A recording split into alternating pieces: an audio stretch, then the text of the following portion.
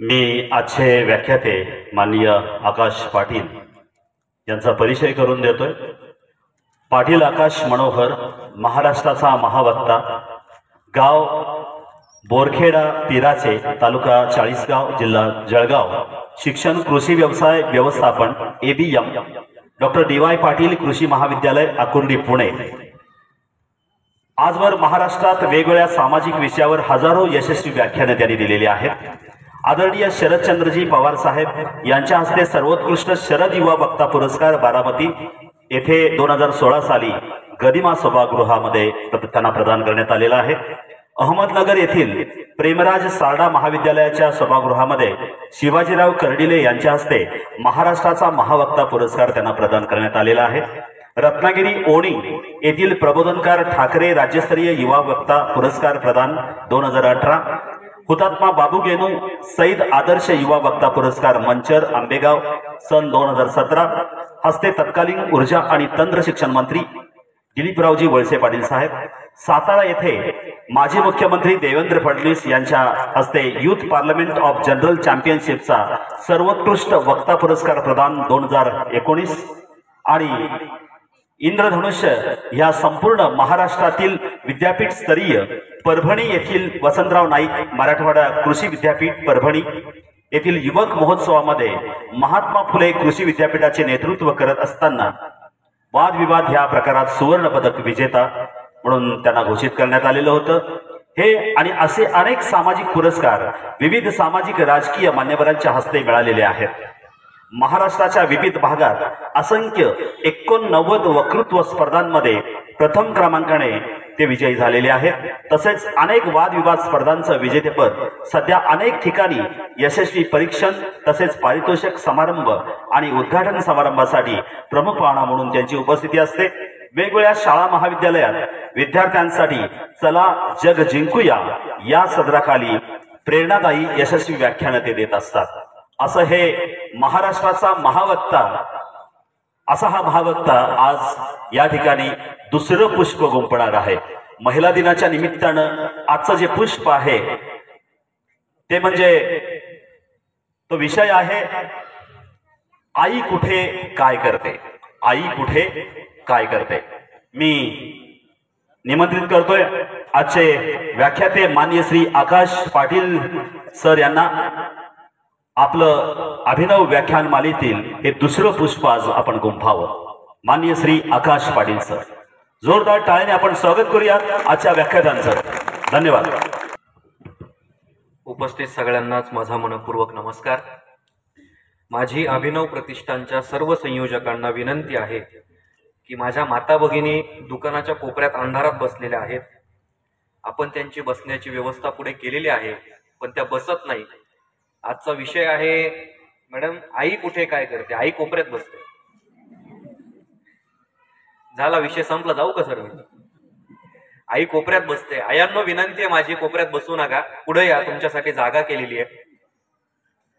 अभिनव प्रतिष्ठानच्या संयोजकांना विनंती आहे की आपण ही गोष्ट अंमलात आणावी। अभिनव प्रतिष्ठान आणि अभिनव प्रतिष्ठानच्या संयुक्त विद्यमानानं गेल्या 9 वर्षांपासून हा जो ज्ञानयज्ञ तेवत ठेवलेला आहे, त्या ज्ञानयज्ञाचं हे 10वं वर्ष आणि या 10व्या वर्षीचा या अभिनव व्याख्यानमालेच्या दुसऱ्या दिवशीचा मी प्रमुख पाहुणा। या कार्यक्रमाच्या निमित्तानं व्यासपीठावरती उपस्थित असलेले श्रद्धाताई पाटील, सुवर्णाताई पाटील, आदरणीय माजी सरपंच गावडे, त्याचबरोबरीने PB पाटील सर, ज्यांनी प्रास्ताविक सादर केलं ते आदरणीय उमेश पाटील सर, ज्यांनी या कार्यक्रमाचं सुंदर असं सूत्रसंचालन केलं ते आदरणीय प्राचार्य, अभिनव प्रतिष्ठानचे अध्यक्ष, उपाध्यक्ष, सर्व सन्माननीय कार्यकर्ते। या कार्यक्रमाला शिगाव पंचक्रोशीतून, गावाच्या कानाकोपऱ्यातून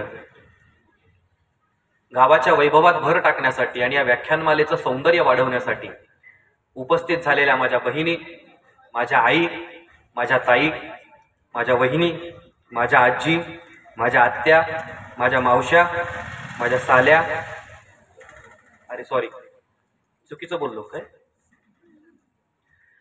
सर्व महिला इथं उपस्थित झाल्या त्याबद्दल मी सर्वांचं मनापासून या ठिकाणी सहर्ष स्वागत करतो. कार्यक्रमाच्या सुरुवातीलाच मी सर्व सन्माननीय संयोजक, हे बघा बळजबरी अजिबात टाळ्या वाजवू नका. मी टाळ्या म्हणजे कमवण्यासाठी किंवा वाजवून घेण्यासाठी आलेलो नाही. जर तुम्हाला वाजवू वाटल्या तर आनंदानं वाजवा. आता तुम्ही टाळ्या वाजवल्या एकदा लगेच 4 जण अशा टाळ्या वाजवायला लागले, नका वाजवा. बळजबरी टाळ्या अजिबात नको. टाळ्या वाजवणं हे देवदेवतांचं वैभव आहे. म्हणजे तुकोबारायांनी काय सांगितलंय, ज्याच्या नशिबात देवाचं नाव त्याच्याच नशिबात देवाची टाळी. तुम्हाला जर टाळी वाजवायची असेल तर वाजवा, बळजबरी करणार नाही. ह्या कार्यक्रमाच्या निमित्तानं माझ्यावरती जबाबदारी दिली, ती जबाबदारी पेलण्याचं बळ माझ्या अंगी आहे. म्हणून मला इथं निमंत्रित केलं. त्या अभिनव प्रतिष्ठानच्या सर्व सन्मान्य संयोजकांचे मनापासून सुरुवातीलाच आभार मानतो. आभाराचे भार कशाला, हार फुलांचे हार कशाला. मला जाणीव आहे की हे व्यासपीठ प्रचंड मोठ्या वक्त्यांनी गाजवलेलं आहे. या व्यासपीठावरती महाराष्ट्राच्या वक्तृत्वाची पंढरी समजले जाणाऱ्या या वक्तृत्व पंढरीतील हजारो वैखरीच्या वारसदारांनी स्वतःचं मत मांडलेलं आहे. नावच सांगायचं झालं तर इंद्रजित काकाजींपासून खोतांपर्यंत, खंडू डोईफोडेंपासून यशवंत गोसावींपर्यंत, प्रीतीताई पाटील यांच्यापासून तर अपर्णाताई रामतीर्थकरांपर्यंत या व्यासपीठावरती हजारो लोकांनी आपलं स्वतःचं मत मांडलं. त्या व्यासपीठावरती मी माझं मत मांडण्यासाठी उभा आहे. या विषयाची सुरुवात करत असताना सुरुवातीलाच मी, कार्यक्रमाची वेळ साधारणतः 7:30 वाजेची होती, 7:30 वाजेची होती, पण कार्यक्रमाला सुरुवात 9 वाजता होते. माझा प्रवास साधारणतः सकाळी 7-7:30च्या दरम्यान सुरू झाला. इथून माझं अंतर साधारणतः 620 किलोमीटरचं अंतर आहे. माझं गाव चाळीसगाव. एवढ्या लांबून मी इथं आलोय. माझी साहजिकच या विषयावरती स्वतःचं मत मांडत असताना एक प्रामाणिक अपेक्षा अशी होती की या कार्यक्रमाला, मी देवाला धावा करत होतो की या कार्यक्रमाला महिलांची उपस्थिती असू दे. कारण मी महाराष्ट्रामध्ये ज्यावेळेस फिरतो त्यावेळेस कार्यक्रमाला महिलांची उपस्थिती फार बोटावरती मोजणे इतकी असते. मी सुरुवातीलाच अभिनव प्रतिष्ठानच्या आयोजकांना अभिनंदन करतो की मी नेहमी गावागावांमध्ये सांगतो की ज्या कार्यक्रमाला महिलांची उपस्थिती जास्त तो कार्यक्रम सक्सेसफुल, आणि ज्या कार्यक्रमाला महिलांची उपस्थिती फार तुरळक तो कार्यक्रम अनसक्सेसफुल. याचा अर्थ तुमचा कार्यक्रम सक्सेसफुल झालेला आहे. महिलांची संख्या इथं जास्त आहे. सुरुवातीला महिलांचेच आभार, का तर त्यांना सगळ्या गोष्टी पार पाडून कुटुंबाचं स्वयंपाक, कुटुंबाची धुनी भांडी, घरातला आवर सावर करून त्यांनी इथं उपस्थिती दर्शवली. सगळ्यात महत्वाची गोष्ट, सगळेजण नट्टाफट्टा करून आलात त्याबद्दल तुमचे मनापासून आभार.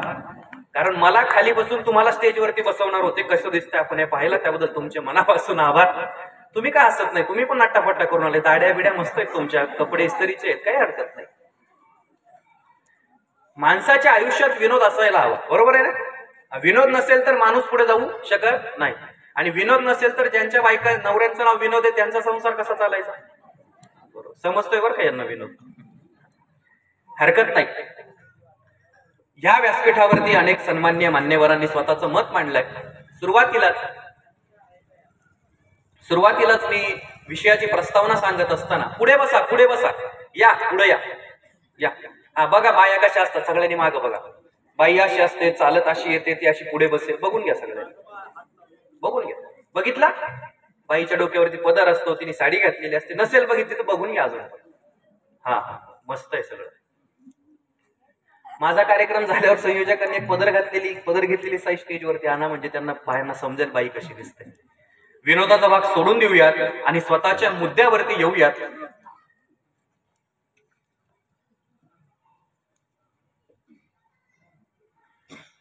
संयोजकांचं माझं बोलणं ज्यावेळेस झालं व्याख्यानाच्या संदर्भानं, त्यावेळी मला संयोजकांकडून विनंती करण्यात आली की 8 मार्च हा जागतिक महिला दिवस साजरा केला जातो आणि जागतिक महिला दिनाच्या संदर्भानं, तसेच कुटुंब संस्थेवरती बोलत असताना, समाजामध्ये काय होतंय काय नाही होतंय या सगळ्या गोष्टींवरती स्वतःचं मत मांडत असताना आपण हल्ली घराघरात मालिकेवरती चालू असलेला एक विषय, घराघरातल्या टीव्हीवरती चालू असलेला विषय, त्या विषयावरती आपण बोलण्याचा प्रयत्न करूया. तो विषय होता आई कुठे काय करते. हा विषय कुठला आहे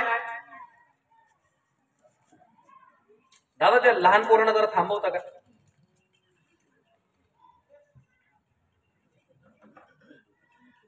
विषयाचं नाव काय आहे? आई कुठे. नाही नाही, तिथं नका बसू ताई, नका बसू, इथं बसा.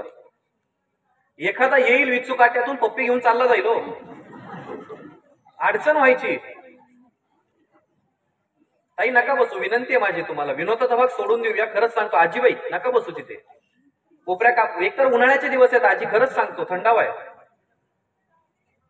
पुढे बसा, लाजू नका. अरे तुम्ही याच्यामुळेच हा विषय बोलायची गरज आली. आई कुठे काय करते याच्यामुळेच हा विषय बोलायची गरज लागली मला. हा लाजू नका. अहो देशाच्या राष्ट्रपती महिला आहेत द्रौपदी मुर्मू, लाजू नका. तुम्ही घरातल्या राष्ट्रपती आहेत ते माहिती आहे आम्हाला, पण देशाच्या पण राष्ट्रपती महिला आहेत. तर संयोजकांच्या संदर्भानं संयोजकांनी स्वतःचं मत मांडलं की आपल्याला अशा विषयावरती बोलता येऊ शकतं का. मी दुजोरा दिला आणि आपल्याला विषय व्यासपीठाला मिळाला, आई कुठे काय करते. व्याख्यानं बरीच होतात. व्याख्यानामध्ये काय असतं बरं का सर? व्याख्यानामध्ये काय असतं? स्वतःचं मत मांडण्यासाठी वक्ता घशाच्या नसा ताणून ताणून भाषण करतो, त्याला आजकाल व्याख्यानं म्हणतात. बरोबर आहे ना सर? तुम्ही थोडं इकडे बसा ना सर, मला तुमच्याकडे पाहायला अडचण होती. सर बसा इकडे. काय होतं? वक्ता स्वतःचं मत मांडण्यासाठी प्रसंग, मग ते प्रसंग पटवून देताना विनोद, मग ते गांभीर्य, मग ते डोळ्यातून पाणी वगैरे वगैरे असे सगळे प्रपंच चालू असतात. पण हे सगळं करत असताना आपल्याला आपल्या कुटुंबामध्ये काय चाललंय याची परिस्थिती सध्या उघड्या डोळ्यांनी पाहता येत नाहीये. कदाचित हे गांभीर्य, या विषयाचं गांभीर्य संयोजकांच्या लक्षात आलं म्हणून माझ्यासमोर असंख्य विषय असताना सुद्धा माझ्यासमोर विषय ठेवला जातो की आई कुठे काय करते. आता आई जरी घरात असली तरी आईच्या बाजूला एक कुटुंब आहे, कुटुंबाच्या बाजूला माहेरपण आहे, माहेरपणाच्या बाजूला सासरपण आहे, सासरपणाच्या बाजूला समाज आहे, समाजाच्या बाजूला शेती आहे, शेतीच्या बाजूला घरदार आहे, घरदाराच्या बाजूला कुटुंब आहे, कुटुंबाच्या बाजूला पुन्हा संसार आहे. आलं का परत तिथं चक्र? बरोबर. आई कुठे काय करते या विषयावरती स्वतःचं मत मांडत असताना मी तुम्हाला सगळ्या अवस्थांमधून फिरवण्याचा प्रयत्न करेन. पण आई काय करते हा सगळ्यात मोठा प्रश्न स्वतःच्या मनाला आधी विचारायला पाहिजे, असं माझं स्पष्ट मत आहे. बरं, माझं ऐकायच्या आधी आकाश पाटील येडा आहे असं म्हणून आकाश पाटीलला सोडून द्या, त्याला माफ करा. आकाश पाटील वेडा आहे, आकाश पाटील बरळतोय, आकाश पाटीलला काही समजत नाही असं मत जरी माझं मांडून तुम्ही समजून घेतलं तरी काही हरकत नाही. पण माझं स्वतःचं ऐकण्याआधी 1 तास, 1.5 तास, सव्वा तास माझं ऐकण्यापेक्षा तुम्ही स्वतःच्या मनाला हा पहिल्यांदा प्रश्न विचारा की आई खरंच कुठं काय करते. बरोबर आहे ना? आई खरंच कुठं काय करते? आई काहीच नाही करत. सकाळी 5 वाजता उठतही नाही आई, गरम पाणी तापवतही नाही आई, आंघोळीला पाणी देतही नाही आई, स्वयंपाक करतही नाही आई, धुणी भांडी करतही नाही, घर झाडत नाही, काहीच करत नाही आई. फक्त रात्रंदिवस झोपा काढते. बरोबर आहे ना? आई कुठे काय करते या विषयावरती स्वतःचं मत मी मांडत असताना पहिला प्रश्न तुमच्या डोळ्यासमोर ठेवतो की मला विचारण्यापेक्षा, माझं ऐकण्यापेक्षा तुम्ही पहिलं स्वतःच्या मनाला विचारा की आई काय करते.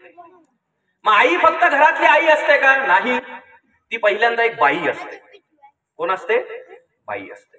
आपल्याकडं संस्कृतीनं आपल्याकडं 3.5 शक्तीपीठ आहेत देवीची. तुळजापूर, कोल्हापूर, बरोबर आहे ना, माहूरगडची रेणुका आणि सप्तशृंगी वनीची 3.5 शक्तीपीठ आहेत आपल्याकडे. बरोबर आहे ना? या 3.5 शक्तीपीठांमध्ये देवीला आईचा दर्जा दिला गेलाय. मातृदेवो भव. आई कोण आहे? देवासारखी आहे. आई कोण आहे? देवासारखी आहे. मातृदेवो भव, पितृदेवो भव, आचार्य देवो भव ही संस्कृती आपल्याकडे आहे. आईला देवीचा दर्जा दिला गेलाय. पण आज या महाराष्ट्रातलं, या समाजातलं, या गावातलं, या खेड्यातलं, या नगरातलं, या प्रभागातलं भीषण वास्तव असं आहे की ज्या आईला आपण देवाची दर्जा दिली होती त्याच आईला आज आपल्या समाजामध्ये बाईच्या नजरेनं पाहिलं जातं. कुणाच्या नजरेनं पाहिलं जातं? बाईच्या नजरेनं पाहिलं जातं. आपल्याकडं प्रत्येक स्त्रीला देवीची उपमा दिली गेली होती आणि ती देवीची उपमा महाराष्ट्रातल्या अनेक थोरा पुरुषांनी जपली.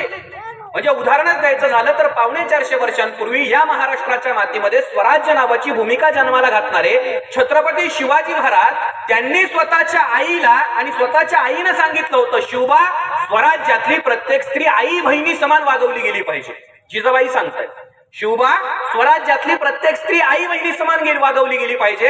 आणि स्वतः जातीनं छत्रपती शिवाजी महाराज म्हणतात, स्त्री ही मराठ्यांच्या देवाऱ्यातील देवता आहे. तिच्या पदराला जर कुणी हात लावण्याचा प्रयत्न केला तर त्याचे हातपाय कलम केले जातील. मी म्हणतोय, 450 वर्षांपूर्वी ज्या राजानं तुम्हाला बसण्याचा अधिकार दिला, ज्या राजानं मला बोलण्याचा अधिकार दिला, ज्या राजानं स्वराज्य स्थापनेची प्रतिज्ञा केली, त्या राजानं 450 वर्षांपूर्वी सांगितलं की स्वराज्यातली प्रत्येक स्त्री आई बहिणी समान वागवली गेली पाहिजे. मी पहिला प्रसंग सांगितला, कुठला सांगितला? आपल्याकडे स्त्रीला देवीचा दर्जा दिला गेला होता. बरोबर बोलतोय ना मी? त्याची उदाहरणं काय? सप्तशृंगी, माहूरगडची रेणुका, तुळजापूरची तुळजाभवानी, 3.5 शक्तिपीठ आपल्याकडे आहेत. तुम्ही गावखेड्यातल्या कुठल्याही गावांमध्ये जावा, एक तरी आई भवानीच्या मंदिराच्या स्वरूपातलं मंदिर तुम्हाला साडी चोळी नेसवलेलं भटा ब्राह्मणांनी पूजा केलेलं सापडेल. आपल्याकडे आईला, बाईला पहिल्यांदा देवतेचा दर्जा दिला गेला. नंतर आपल्या थोरा पुरुषांनी, थोरा मोठ्यांनी सांगितलं की आईच्या पाया पडायला हव्यात. ज्या राजांनी स्वराज्याची निर्मिती केली त्या राजांनी सुद्धा सांगितलं की स्वराज्यातली प्रत्येक स्त्री आई बहिणी समान वागवली गेली पाहिजे. स्त्री ही मराठ्यांच्या देवाऱ्यातील देवता आहे. त्या काळामध्ये सगळी ती तत्व जपली गेली, ती तत्व अंमलात आणली गेली. आईला आईचा दर्जा दिला गेला, ताईला ताईचा दर्जा दिला गेला, स्त्रीला स्त्रीचा दर्जा दिला गेला. पण काळाच्या एका भीषण टप्प्यावरती आपण आलो आणि काळाच्या या भीषण टप्प्यावरती आल्यानंतर आपल्याला आईतला, ताईतला, बाईतला कुठलाही फरक समजलेला नाही. आणि जर तो फरक समजला असता तर माझं 1 तासाचं भाषण तुमच्या मनावरती प्रश्नचिन्ह जे कोरलेलं आहे त्याची उत्तरं दिल्याशिवाय राहणार नाही. माझा सगळ्यात मोठा आणि महत्वाचा मुद्दा हा आहे की मला याची जाणीव आहे मी कुठल्या प्रभागामध्ये, कुठल्या परिसरामध्ये आणि कुठल्या सांस्कृतिक इतिहास असलेल्या समाजामध्ये भाषण करतोय. इथून तुमच्या हाकेच्या अंतरावरती असलेलं बोरगाव नावाचं गाव आहे. माहितीये तुम्हाला? इस्लामपूरातलं बोरगाव. तिथे एक महाराष्ट्राच्या मातीतला ढाण्यावाग जन्माला आला होता. नाव त्यांचं बापू बिरू वाटेगावकर. बापू बिरू वाटेगावकरांनी इथल्या समाजाचं रक्षण केलं तर केलं, पण त्याच बापू बिरू वाटेगावकरांचा मोठा पोरगा ज्यावेळेस त्यानं परस्त्रीचा अपमर्द करण्याचा प्रयत्न केला त्यावेळेस त्याच बापू बिरू वाटेगावकरनं स्वतःच्या मोठ्या पोराच्या छातीमध्ये गोळी मारली होती. का तर तिची आबरू लुटू नये म्हणून. बरोबर आहे ना? हा इतिहास खोटा आहे? हा इतिहास खरा आहे. आणि बापू बिरू वाटेगावकर हे काही महापुरुष होते, ते काही देव नव्हते की त्यांना आपण कधी पाहिलंच नव्हतं. तो जिवंत हाडामासाचा माणूस होता. मला याची सुद्धा जाणीव आहे की मी त्याच परिसरामध्ये राहतो ज्या परिसरामध्ये कर्मवीर भाऊराव पाटलांनी रयत शिक्षण संस्थेची स्थापना केली. पण ज्यावेळी कर्मवीर भाऊराव पाटलांचं लग्न झालं होतं त्यावेळी कर्मवीर भाऊराव पाटलांच्या घरी ज्यावेळेस पाहुणे आले आणि पाहुण्यांनी कर्मवीर भाऊराव पाटलांच्या वडिलांना प्रश्न विचारला की काय करतो तुमचं पोरगं? जेवणाचं ताट वाढवलं जात होतं, गरम गरम भाकरी ताटामध्ये ठेवल्या जात होत्या. लक्ष्मीबाई ज्यावेळेस भाऊराव पाटलांच्या ताटामध्ये भाकरी ठेवायला आल्या, कर्मवीर भाऊराव पाटलांची बायको, त्यावेळी भाऊराव पाटलांच्या घरी आलेल्या पाहुण्यांनी भाऊराव पाटलांच्या वडिलांना प्रश्न विचारला की तुमचं पोरगं काय करतं? भाऊराव पाटलांच्या वडिलांनी प्रश्नाचं उत्तर दिलं की काही नाही, खातो पितो आणि दिवसभर उन्हाळ्यात फिरतो. हे ऐकून लक्ष्मीबाईंच्या डोळ्यातून पाणी आलं आणि ते पाणी भाकरी वाढता वाढता कर्मवीर भाऊराव पाटलांच्या ताटात पडलं. ते पाहिल्यानंतर कर्मवीर भाऊराव पाटलांनी जेवणाचं ताट धुडकावून लावलं आणि शपथ घेतली, जोपर्यंत माझ्या दाढीला जेवढी केस आहेत तेवढी बहुजनांची पोरं मी शिकवत नाही, तोपर्यंत हा भाऊराव पाटील अन्नाचं एक कणही गळ्याच्या खाली उतरवणार नाही. ही लक्ष्मीबाईंच्या अश्रूंची ताकद होती.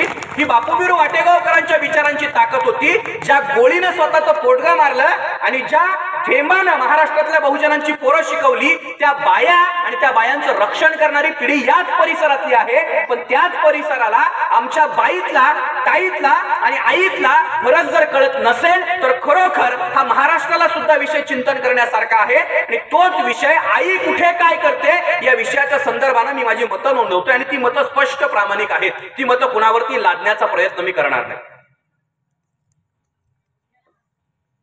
आई कुठे काय करते हा फक्त मालिकेचा विषय नाहीये. आई कुठे काय करते हा टिंगलटावाळी करण्याचाही विषय नाहीये. आई कुठे काय करते हा गॉसिप्स करण्याचा विषय नाहीये. आणि आई कुठे काय करते, माझ्याही दररोज सकाळी मला डबा करून देते, हा इथपर्यंतचाही विषय नाहीये. हा विषय सगळ्यात महत्वाची गोष्ट की आपल्या स्वाभिमानाचा आहे की माझी आई काय करते. छत्रपती शिवाजी महाराजांच्या स्वराज्यातली आई, त्यानंतर मध्ययुगीन काळातली आई, त्यानंतर स्वातंत्र्योत्तर काळातली आई, स्वातंत्र्यपूर्व काळातली आई, स्वातंत्र्योत्तर काळातली आई आणि आता 21व्या शतकातली आई. आईच्यातले बदल फार जाणून प्रकर्षाने व्हायला लागले. मग ते बदल कसे होत होते? ते बदल कधी काळानुरूप झाले, कधी स्थळानुरूप झाले, कधी प्रसंगानुरूप झाले, कधी कपड्यांवरून झाले, कधी वर्णनावरून झाले, कधी स्थलांतरावरून झाले, कधी गरीब श्रीमंतीवरून झाले, तर कधी परिस्थितीवरून झाले. ह्या जगात जन्माला येणारी प्रत्येक स्त्री ही श्रीमंत असू शकत नाही, पण या जगात जन्माला आलेल्या प्रत्येक स्त्रीला श्रीमंत करणारं सगळ्यात मोठं तिचं चारित्र्याचं लेणं असतं आणि ते चारित्र्याचं लेणं तिनं जपलं पाहिजे. मग ह्या चारित्र्याच्या लेण्या जपण्यासाठी स्त्रीनं लहानपणापासून स्वतःवरती संस्कार घालून ठेवले आणि ते संस्कार आमच्या पूर्वजांनी सुद्धा स्त्रीला सांगितले. आमच्या बाई बेटीला सांगितलं की तुझी भूमिका फक्त चूल आणि मूल हीच आहे, याच्या पलीकडे जायचं.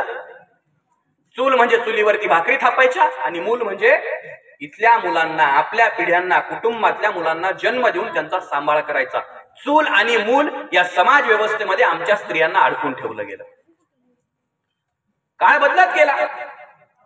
चातुर्वर्ण्य समाज उतरंडीवरची व्यवस्था होती, तर क्षुद्र, क्षत्रिय, वैश्य आणि ब्राह्मण अशा सर्व समाज व्यवस्थेवरच्या समाज व्यवस्थेतील स्त्रियांना घराबाहेर येण्याचा अधिकार नव्हता, तर शिक्षणाचा नव्हता. पण एक तुमच्या माझ्यातली सर्वसामान्य स्त्री पुढे आली. तिनं लोकांचं उष्ट काष्ट अंगावरती घेतलं, प्रसंगी फाटक्या साडी चोळ्या घातल्या, शेण लोकांनी अंगावरती मारलं, सडके बटाटे अंगावरती मारले, सडके टोमॅटो अंगावरती मारले, दगड धोंडे अंगावरती झेलले, पण ती बाई काही हटली नाही. त्या बाईनं शपथ घेतली की मी महाराष्ट्रातल्या हजारो सावित्रींना पुढे जाऊन शिकवेल. आणि त्या बाईनं जर कदाचित शिक्षणाची ज्ञानगंगा चेतवली नसती तर महात्मा फुलेंच्या रूपानं पूर्व पुण्याई म्हणून की काय तुमच्या गावातली बाई आज या स्टेजवरती माझ्यासोबत साडी घालून स्टेज शेअर करू शकली नसती. ती सावित्रीमाई ज्योती होती. आपल्याला आपल्या महाराष्ट्रातल्या आणि आजूबाजूच्या वीरांगणा, पराक्रमी, कर्तृत्ववान, स्वाभिमानी लेकीबाळींचा विसर पडत चाललाय. जो काळ लेकीबाळीला चूल आणि मूल या संकल्पनेमध्ये अडकून ठेवत होता तो काळ कालपरत्वे पुढे जाऊ लागला आणि आमच्या स्त्रिया स्वतःच्या पायावरती उभा राहू लागल्या. पोरींना शिक्षणाची जबाबदारी दिली, पोरी शिकवू लागल्या, घराच्या बाहेर येऊ लागल्या, चांगल्या नोकरीला लागू लागल्या, स्वाभिमानानं जगू लागल्या, नोकरी कमवायला लागल्या, पैसे करायला लागल्या आणि त्यातून कुटुंबाचा रहाटगाडा पुढे चालू राहिला. आता आपण ह्या काळावरती येऊन थांबलेलो आहोत की आमची आई जॉबला जाते, घरात मोलकरीण काम करते, पण आमच्या आईला जर एखाद्या पाहुण्या रावळ्यांनी प्रश्न विचारला घरी आल्यानंतर की तुम्ही तुमचं पोरग कितवीला आहे, तर आमच्या आईला आज उत्तर देता येत नाही की माझं पोरग कितवीला आहे. त्याला बेडरूम मधून बाहेर बोलवलं जातं आणि त्याला विचारलं जातं तू कितवीला आहे. इथपर्यंतची परिस्थिती येऊन पोहोचली.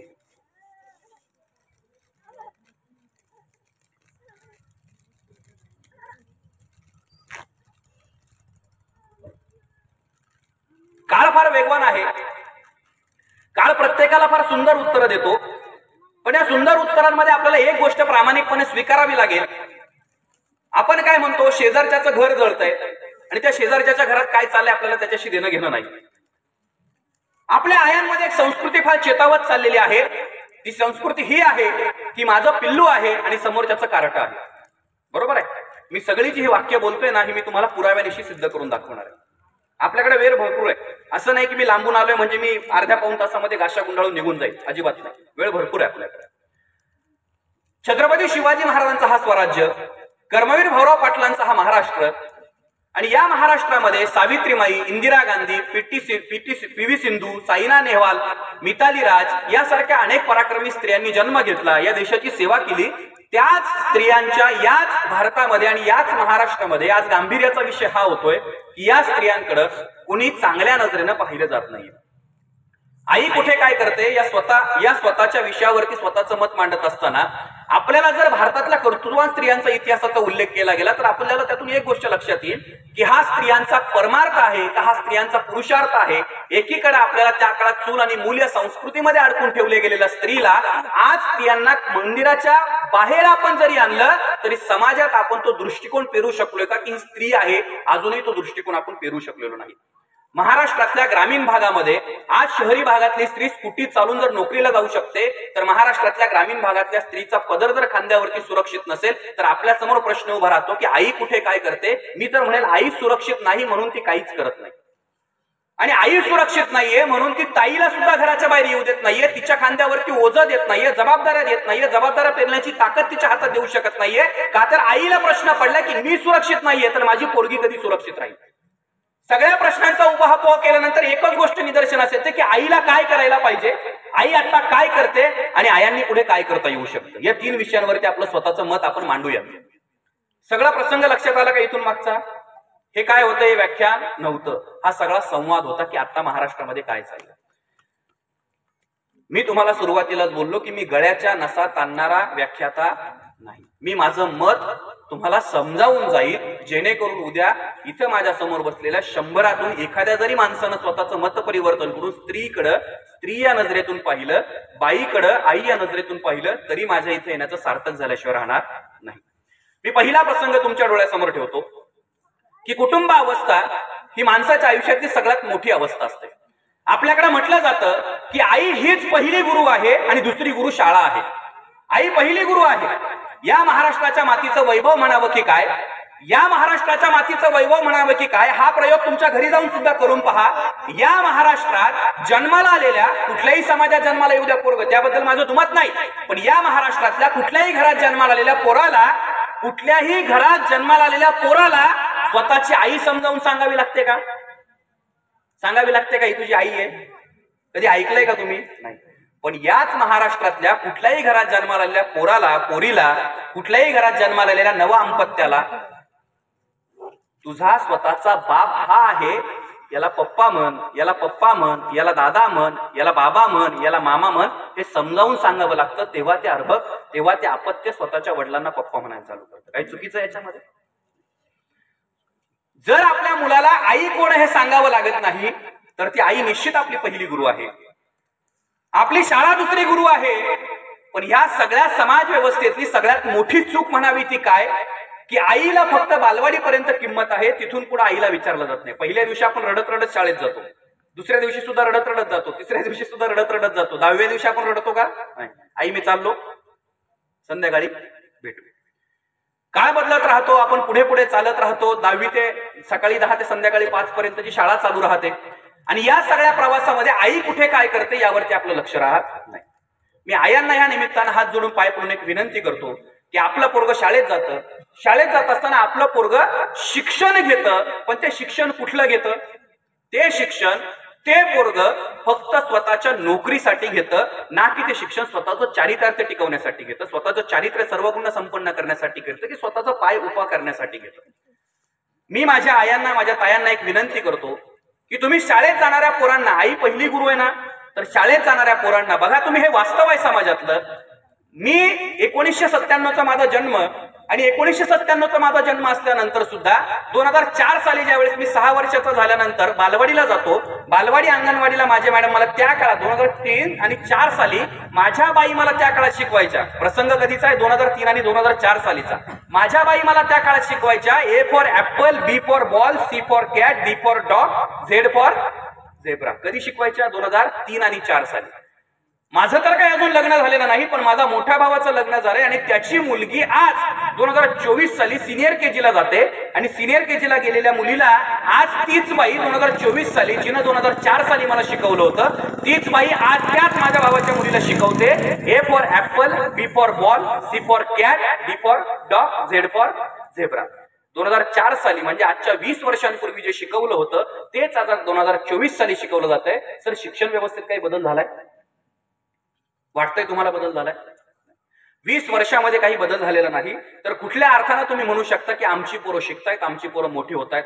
मी मुद्द्याच्या संदर्भानं हे तुम्हाला सांगतोय की आई कुठे काय करते, तर आईनं हे करायला हवं. काय करायला हवं? तुमच्या पोरांना शाळेमध्ये गेल्यानंतर मराठी, हिंदी, इंग्रजी, नागरिकशास्त्र, अर्थशास्त्र, गणित, भूमिती सगळे इतिहासाच्या संदर्भानं प्रमेय सिद्ध करून शिकवले जातील.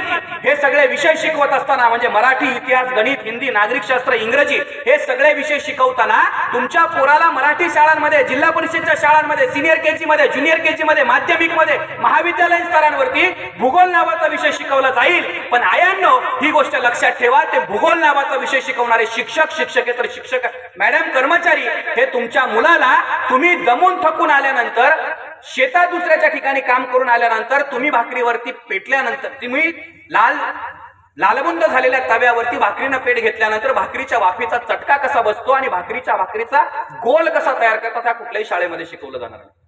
भूगोल नावाचा विषय प्रत्येक शाळेमध्ये शिकवला जाईल, पण तुम्हाला तुमच्या मुलांना शाळेमध्ये भाकरीचा गोल कसा तयार केला जातो हे शिक्षण कुठल्याही शाळेमध्ये दिलं जाणार नाही. आडवा कोण, काटकोन, त्रिकोण, चौकोन, पंचकोन, षटकोन सगळे कोण शाळांमध्ये शिकवले जातील. पण आयांनो, समाजामध्ये वावरत असताना स्त्रियांकडं, महिलांकडं, बाई बेटीकडं, ताईकडं पाहण्याचा दृष्टिकोन कुठल्याही शाळांमध्ये शिकवला जाणार. आडवी रेषा, तिडवी रेषा, नागमोडी रेषा सगळ्या रेषा सगळ्या शाळांमध्ये शिकवल्या जातील. पण समाजात राहत असताना आपण रेशनिंगच्या दुकानात लावलेली लाईन आणि त्यात असलेली दारिद्र्य रेषा म्हणजे काय ही कुठल्याही गणिताचा मास्तर शिकवणार. ही जबाबदारी आईची. पण हे सगळं करत असताना आपल्याला एक गोष्ट निभवायची आहे की आपल्या पिल्याला, आपल्या पाल्याला मोठं करत असताना आपल्याला एक गोष्ट, सगळ्यात महत्वाची गोष्ट जबाबदारीनं पार पाडायची आहे की आत्ताच्या काळात तुम्ही पाहताय व्हॉट्सअप, फेसबुक, इंस्टाग्राम वरती आपल्या पोरांचे हजारो मित्र, व्हॉट्सअप, फेसबुक, इंस्टाग्राम वरती आपल्या पोरांचे हजारो मित्र, पण गल्लीत विचारत नाही त्यांना काळं कुत्र, अशी परिस्थिती सध्या आपली झालेली. या सगळ्या भीषण परिस्थितीमध्ये, या सगळ्या वाईट अवस्थेमध्ये आपल्याला समाज व्यवस्थेत राहत असताना आपल्या मुलाला सर्व गुण संपन्न तर करायचंच आहे.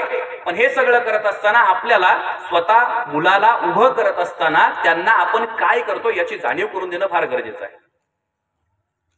एक काळ होता की त्या काळामध्ये पुण्या मुंबईला जाणाऱ्या मुलांना शिक्षणासाठी ज्यावेळेस पैसे पुरवले जायचे, मुलगा मुंबईवरून, मुलगी मुंबईवरून फोन करायची की पप्पा मला पैसे लागतायत, आई मला पैसे लागतायत. त्यावेळी आपण एका क्षणाचाही विचार न करता आपल्या मुलाला आणि आपल्या मुलीला पैसे लागतात यासाठी 4 दार ठोकवायचो आणि 5व्या दारावरती जाऊन आपल्याला पैसे मिळायचे आणि त्या पैशांनी आपण समोरच्या विद्यार्थ्याची भूक भागवायचो, आपल्या मुलाची भूक भागवायचो. पण त्या विद्यार्थ्याला हे माहित नव्हतं, त्या मुलाला हे माहित नव्हतं की माझ्या बापानं, माझ्या आईनं कुठून हे पैसे उपलब्ध केले. पण वेळ मारून नेली जायची. लागणारे 5,000 रुपये होते, मागितले जाणारे 10,000 रुपये होते. पोरग मोठं होतं, शिक्षण करतं, स्वतःच्या पायावरती मोठं होतं, पण आई बापाला विसरून जातं. हा काळही या महाराष्ट्रामध्ये पाहिला जातोय. पण एक चूक आपण ह्या निमित्तानं करतोय. आपण समाज व्यवस्थेमध्ये राहत असताना आपल्याला एक गोष्ट निदर्शनास आणून द्यावीशी वाटते की आपण आपल्या पाल्याचा उपभोग करताना, आपण आपल्या पाल्याला स्वतःच्या पायावरती उभं करत असताना आपल्या घरातल्या सुखाच्या गोष्टी आपण त्यांच्या समोर सांगतो. तुझं लग्न करायचंय, दीदीला लग्न करायचंय, गाडी घ्यायचीय, जमीन घ्यायचीय, घर बांधायचंय. पण एक चूक आपली अशी असते की आपल्या दुःखाच्या गोष्टी, आपल्या कुटुंबावरती आलेल्या दुःखाचा डोंगर हा कधीही आपण आपल्या मुलांसमोर सांगत नाही. या विषयाच्या संदर्भानं तुमची मतं मांडत असताना, तुमची मतं जाणून घेत असताना मला लक्षात येते बरं का, तुम्हाला हा विषय पटत नाहीये. बरोबर आहे ना? मी जे बोलतोय ते चुकीचं बोलतोय ना? मी चुकीचं बोलतोय ना? नाही ना सर, मी चुकीचं बोलतोय का बरोबर बोलतोय? बरोबर. आणि तुम्हाला आवडत नाही का? अहो सर, ही इंजिन फक्त आताशी पेट घेतय, टेन्शन नका घेऊ. तुमचे ते वाजलेले 12 दिसत आहेत मला, घाबरू नका. आताशी पहिलं स्टेशन सोडले गाडी, लय लांब जायचंय अजून. सगळ्या जबाबदाऱ्यांमधून जात असताना जसं तुम्हाला इथं ऐकायला बोलवलंय तसं मलाही बोलायला बोलवलंय ना. सगळ्या जबाबदाऱ्यांमधून जात असताना एक गोष्ट आपल्याला लक्षात घेतली पाहिजे की आपल्या कुटुंबातला दुःखाचा प्रसंग आपण आपल्या पिढ्यांसमोर ठेवला पाहिजे आणि सुखाचा प्रसंग आपण आपल्या पिढ्यांसमोर न ठेवता त्याची अंमलबजावणी डायरेक्टली केली पाहिजे. आता या पिढ्यांमध्ये झालंय काय, आई कुठे काय करते हा विषय आहे आपला. आई कुठे काय करते, फक्त आईवरती बोलून चालणार नाही, तर बाप काय करतो याच्यावरती आपलं मत मांडलं पाहिजे. आमच्या पिढीतल्या, आज मी काळ्या केसावाला पोरगा आहे, माझ्या पिढीतल्या सर्वसामान्य तरुणांचा आणि तरुणींचे आदर्श कोण आहेत? माझ्या पिढीतल्या तरुणांचा आणि तरुणींचा आदर्श कोण आहे? सर, खेदानं सांगावंसं वाटतं की माझ्या पिढीतल्या तरुणांचा आणि तरुणींचे आदर्श चित्रपटांमध्ये दाखवले जाणारे नायक आणि नायिका आहेत. जिम मध्ये जाऊन बॉडी बिल्डिंग करून, घाम गाळून, बोटावरती सिक्स पॅक बनवणारा आमिर खान दंगल चित्रपटातला आकर्षक हिरो दिसतो, त्याची बॉडी चांगली दिसते म्हणून आमच्या पिढीचा तो आदर्श झाला. पण रात्रंदिवस काळ्या आईची सेवा करणारा, घाम गाळणारा बाप आणि आई आमच्या तरुणांचे आणि तरुणींचे आदर्श कधीच झाले नाही. जिम मध्ये जाऊन घाम गाळून 6 पॅक बनवणारा आमिर खान आमच्या पोरांचा आदर्श झाला, आमच्या पोरींचा आदर्श झाला. पण चित्रपटांमध्ये नायिका असतात, चित्रपटांच्या नायिकांची केशरचना, वेशभूषा, ड्रेसिंग कोड पाहून आमच्या आईची कुरूपता ठरवणाऱ्या पोरी आज महाराष्ट्रामध्ये तयार होत आहेत. तर याच्यावरून आपल्याला लक्षात घेतलं पाहिजे की आपण विनाशाकडे जातोय, आपण विघाताकडे जातोय. हे विध्वंसक आहे. आपल्या तरुणांना आणि तरुणींना एक गोष्ट लक्षात घेणं गरजेचं आहे की आपण कुटुंब अवस्थेत राहत असताना आपल्यावरती संस्कार आपले आई वडील करतायत. जर तुकडोजी महाराजांचं वाक्य आहे, गाव हा विश्वाचा नकाशा आणि गावावरून देशाची परीक्षा. जर तुम्हाला गावात राहायचं असेल तर तुम्हाला कुटुंब अवस्थेत राहत असताना स्वतःच्या आई वडिलांची मान मर्यादा प्राणप्रतिष्ठा ही व्यवस्थितपणे पार पाडावी लागेल. त्याशिवाय तुमच्या आणि तुमच्या आई वडिलांची समाजामध्ये मान मर्यादा मोठी होणार नाही. तुम्हाला उदाहरणच द्यायचं झालं तर आजकालचे तरुण तरुणी महाराष्ट्रातल्या अनेक गावागावांमध्ये जात असताना दारूच्या व्यसनाच्या आधारी जाणारे तरुण मी अनेक ठिकाणी पाहिलेत आणि आई वडिलांची मान शर्मेने खाली घालणाऱ्या अनेक मुली सुद्धा मी पाहिल्यात. आई कुठे काय करते या विषयाच्या निमित्तानं तुमच्यावरती परखड मतं मांडत असताना मी आईला विनंती करतोय की तुम्ही ही गोष्ट स्वतःच्या मनावरती अवलंबा. कारण तुम्हाला देतो, पुरावा देतो. 450 वर्षांपूर्वी छत्रपती शिवाजी महाराजांनी या महाराष्ट्राच्या मातीत स्वराज्य जन्माला घातलं. ते स्वराज्य जन्माला घालत असताना 6 जून 1676 ला छत्रपती शिवाजी महाराजांचा रायगडावरती राज्याभिषेक झाला. गागाभट्टांच्या तोंडातून शब्द बाहेर पडले, सकल गुण मंडित अखंड लक्ष्मणांकृत राजकार धुरंधरा श्रीमंत महाराज राजाधिराज छत्रपती शिवाजी महाराज हे रायगडावरती झाल्यानंतर त्याच 6 जूनच्या दिवशी छत्रपती शिवाजी महाराज जे 32 मनाच्या सोनेरी सिंहासनावरती बसले होते ते उठून उभे राहिले आणि उपस्थित असलेल्या जनसमुदायाला उद्बोधित करताना एक वाक्य बोलले, हे राज्य व्हावे ही कुणाची इच्छा आहे? कुणाची? मातोश्रींची इच्छा आहे, माझ्या बायकोची इच्छा आहे. म्हणून मी ग्रामपंचायतला पाऊल टाकला. हे राज्य व्हावे ही स्त्रींची इच्छा आहे. 450 वर्षांपूर्वी एका पोरानं आईचं स्वप्न पूर्ण केलंय. कुणाचं? आईचं. माझं वाक्य नाहीये. प्रबोधनकार ठाकरे, बाळासाहेब ठाकरेंचे वडील आणि उद्धव बाळासाहेब ठाकरेंचे आजोबा, त्या काळचे प्रख्यात विचारवंत लेखक साहित्यिक यांनी सांगितलं होतं की जोपर्यंत चंद्र सूर्य तारे आहेत तोपर्यंत आई बापाचं नाव मोठं करणाऱ्या बाळ शिवाजीचं नाव अजरामर आहे. मी म्हणतो आपल्या आईनं आणि आपल्या बापानं पोराला एवढं तरी शिकवावं की नाव कमवायचं नसेल तर नाव घालू तरी. बरोबर बोलतोय का मी? आई संस्काराचं विद्यापीठ आहे. आईनं एक गोष्ट जबाबदारीनं पार पाडली पाहिजे. माझ्या समोर बसलेल्या तरुण भावांना आणि तरुण बहिणींना माझी एक विनंती आहे. लहान भाऊ म्हणून लहान तोंडी मोठा घास तुमच्या तोंडासमोर ठेवतो आणि एकच गोष्ट बोलतो की आई कुठे काय करते. आई काही नाही केलं तरी चालेल. आईनं तुम्हाला आयुष्यभर 2 घास पोटभर दिलेले आहेत, एवढं आईनं केलं खूप झालं. आईनं काय केलं नाही याच्यापेक्षा सगळ्यात महत्वाची गोष्ट ही आहे की आईनं तुम्हाला 2 वेळचा गरमागरम चपाती, गरमागरम भाकरी ताट तुमच्या हातामध्ये ठेवलंय, तुमचं पोट भरलंय. आई काय करते याच्यापेक्षा तुम्ही काय करताय. तुम्हाला आयुष्यात काही नाही जमलं तरी चालेल. तुम्ही नका इंजिनियर होऊ, नका आमदार होऊ, नका खासदार होऊ. तरुणांना आणि तरुणींना तुमच्या हातापाया पडतो, पण ही गोष्ट आयुष्यभर कान उघडे ठेवून डोळ्यात साठवा, कानात साठवून ठेवा. तुम्ही नका आमदार होऊ, नका खासदार होऊ, नका कलेक्टर होऊ, नका तहसीलदार होऊ, नका नायब तहसीलदार होऊ, नका डेप्युटी कमिशनर होऊ, नका मातीची घरं पाडू आणि त्यांच्यासाठी चांगले चांगले टोले जंग सिमेंटचे बंगले उभे करू, नका 4 चाकी घडू. आयुष्यभर काही नाही केलं तरी चालेल. आयुष्यभर आई बाप तुम्हाला त्यांच्या पैशावरती पोचतील, तुम्हाला खायला देतील. फक्त एक करू नका, तुमच्यामुळं त्यांची मान समाजात खाली जाईल असं गैरवर्तन कधी करू नका.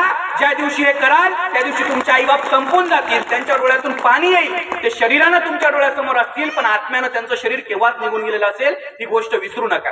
आई कुठे काय करते? अहो आई काहीच करत नाही. मी तुम्हाला सांगतो आई काहीच करत नाही. आई वेडी आहे, आई वेंधळी आहे. या जगातली सगळ्यात सुंदर स्त्री कोणती असं मी एका शाळेतल्या पोराला विचारलं. त्याने उत्तर काय दिलं सर? जी मिस वर्ल्ड झाली होती मनुसी छिल्लर. मिस वर्ल्ड म्हणजे कोण? जगातली सगळ्यात सुंदर स्त्रीचा किताब तिला दिला तर ती स्त्री, तिचं उत्तर मला त्या मित्रानं दिलं. या जगातली सगळ्यात सुंदर स्त्री कोणती असं मी विचारलं. मला उत्तर वेगळं अभिप्रेत होतं. आज जर मी तुम्हाला प्रश्न विचारला की ह्या जगातली सुंदर स्त्री कोणती तर गुगल केल्यानंतर अनेक मित्रमैत्रिणी त्याच पोरीचं नाव मला सांगतील. दादांनो, दिदींनो, माझं वाक्य आयुष्यभर कान उघडे ठेवून ऐका. जी वयस्कर लोक सुद्धा माझ्या समोर बसलेली आहेत, जी माझ्या समकालीन लोक माझ्या समोर बसलेले आहेत, तरुण तरुणी बसलेल्या आहेत, माझ्या वहिन्या बसलेल्या आहेत, माझ्या ताया बसलेल्या आहेत. जगातली सगळ्यात सुंदर स्त्री कोण असते? जगातली सगळ्यात सुंदर स्त्री आई असते. कारण सांगतो तुम्हाला, तुमचं आयुष्य सुंदर करण्यासाठी ती स्त्री रात्रंदिवस क्रूप दिसण्याचा प्रयत्न करते. ती जगातली सगळ्यात सुंदर स्त्री आई असते. तुम्हाला अजूनही माहित नाही. तुम्हाला तुमच्या आईची लाज वाटते. माझी आई चकणी, माझी आई देखणी, माझी आई हेकणी, माझी आई लंगडी, माझी आई लुळी, माझी आई पांगळी, माझी आई काळी, माझी आई सावळी. या सगळ्या प्रेमाच्या उपमा नाहीत, तर ही सगळी विघ्न संतोषी लोकांची कामं आहेत.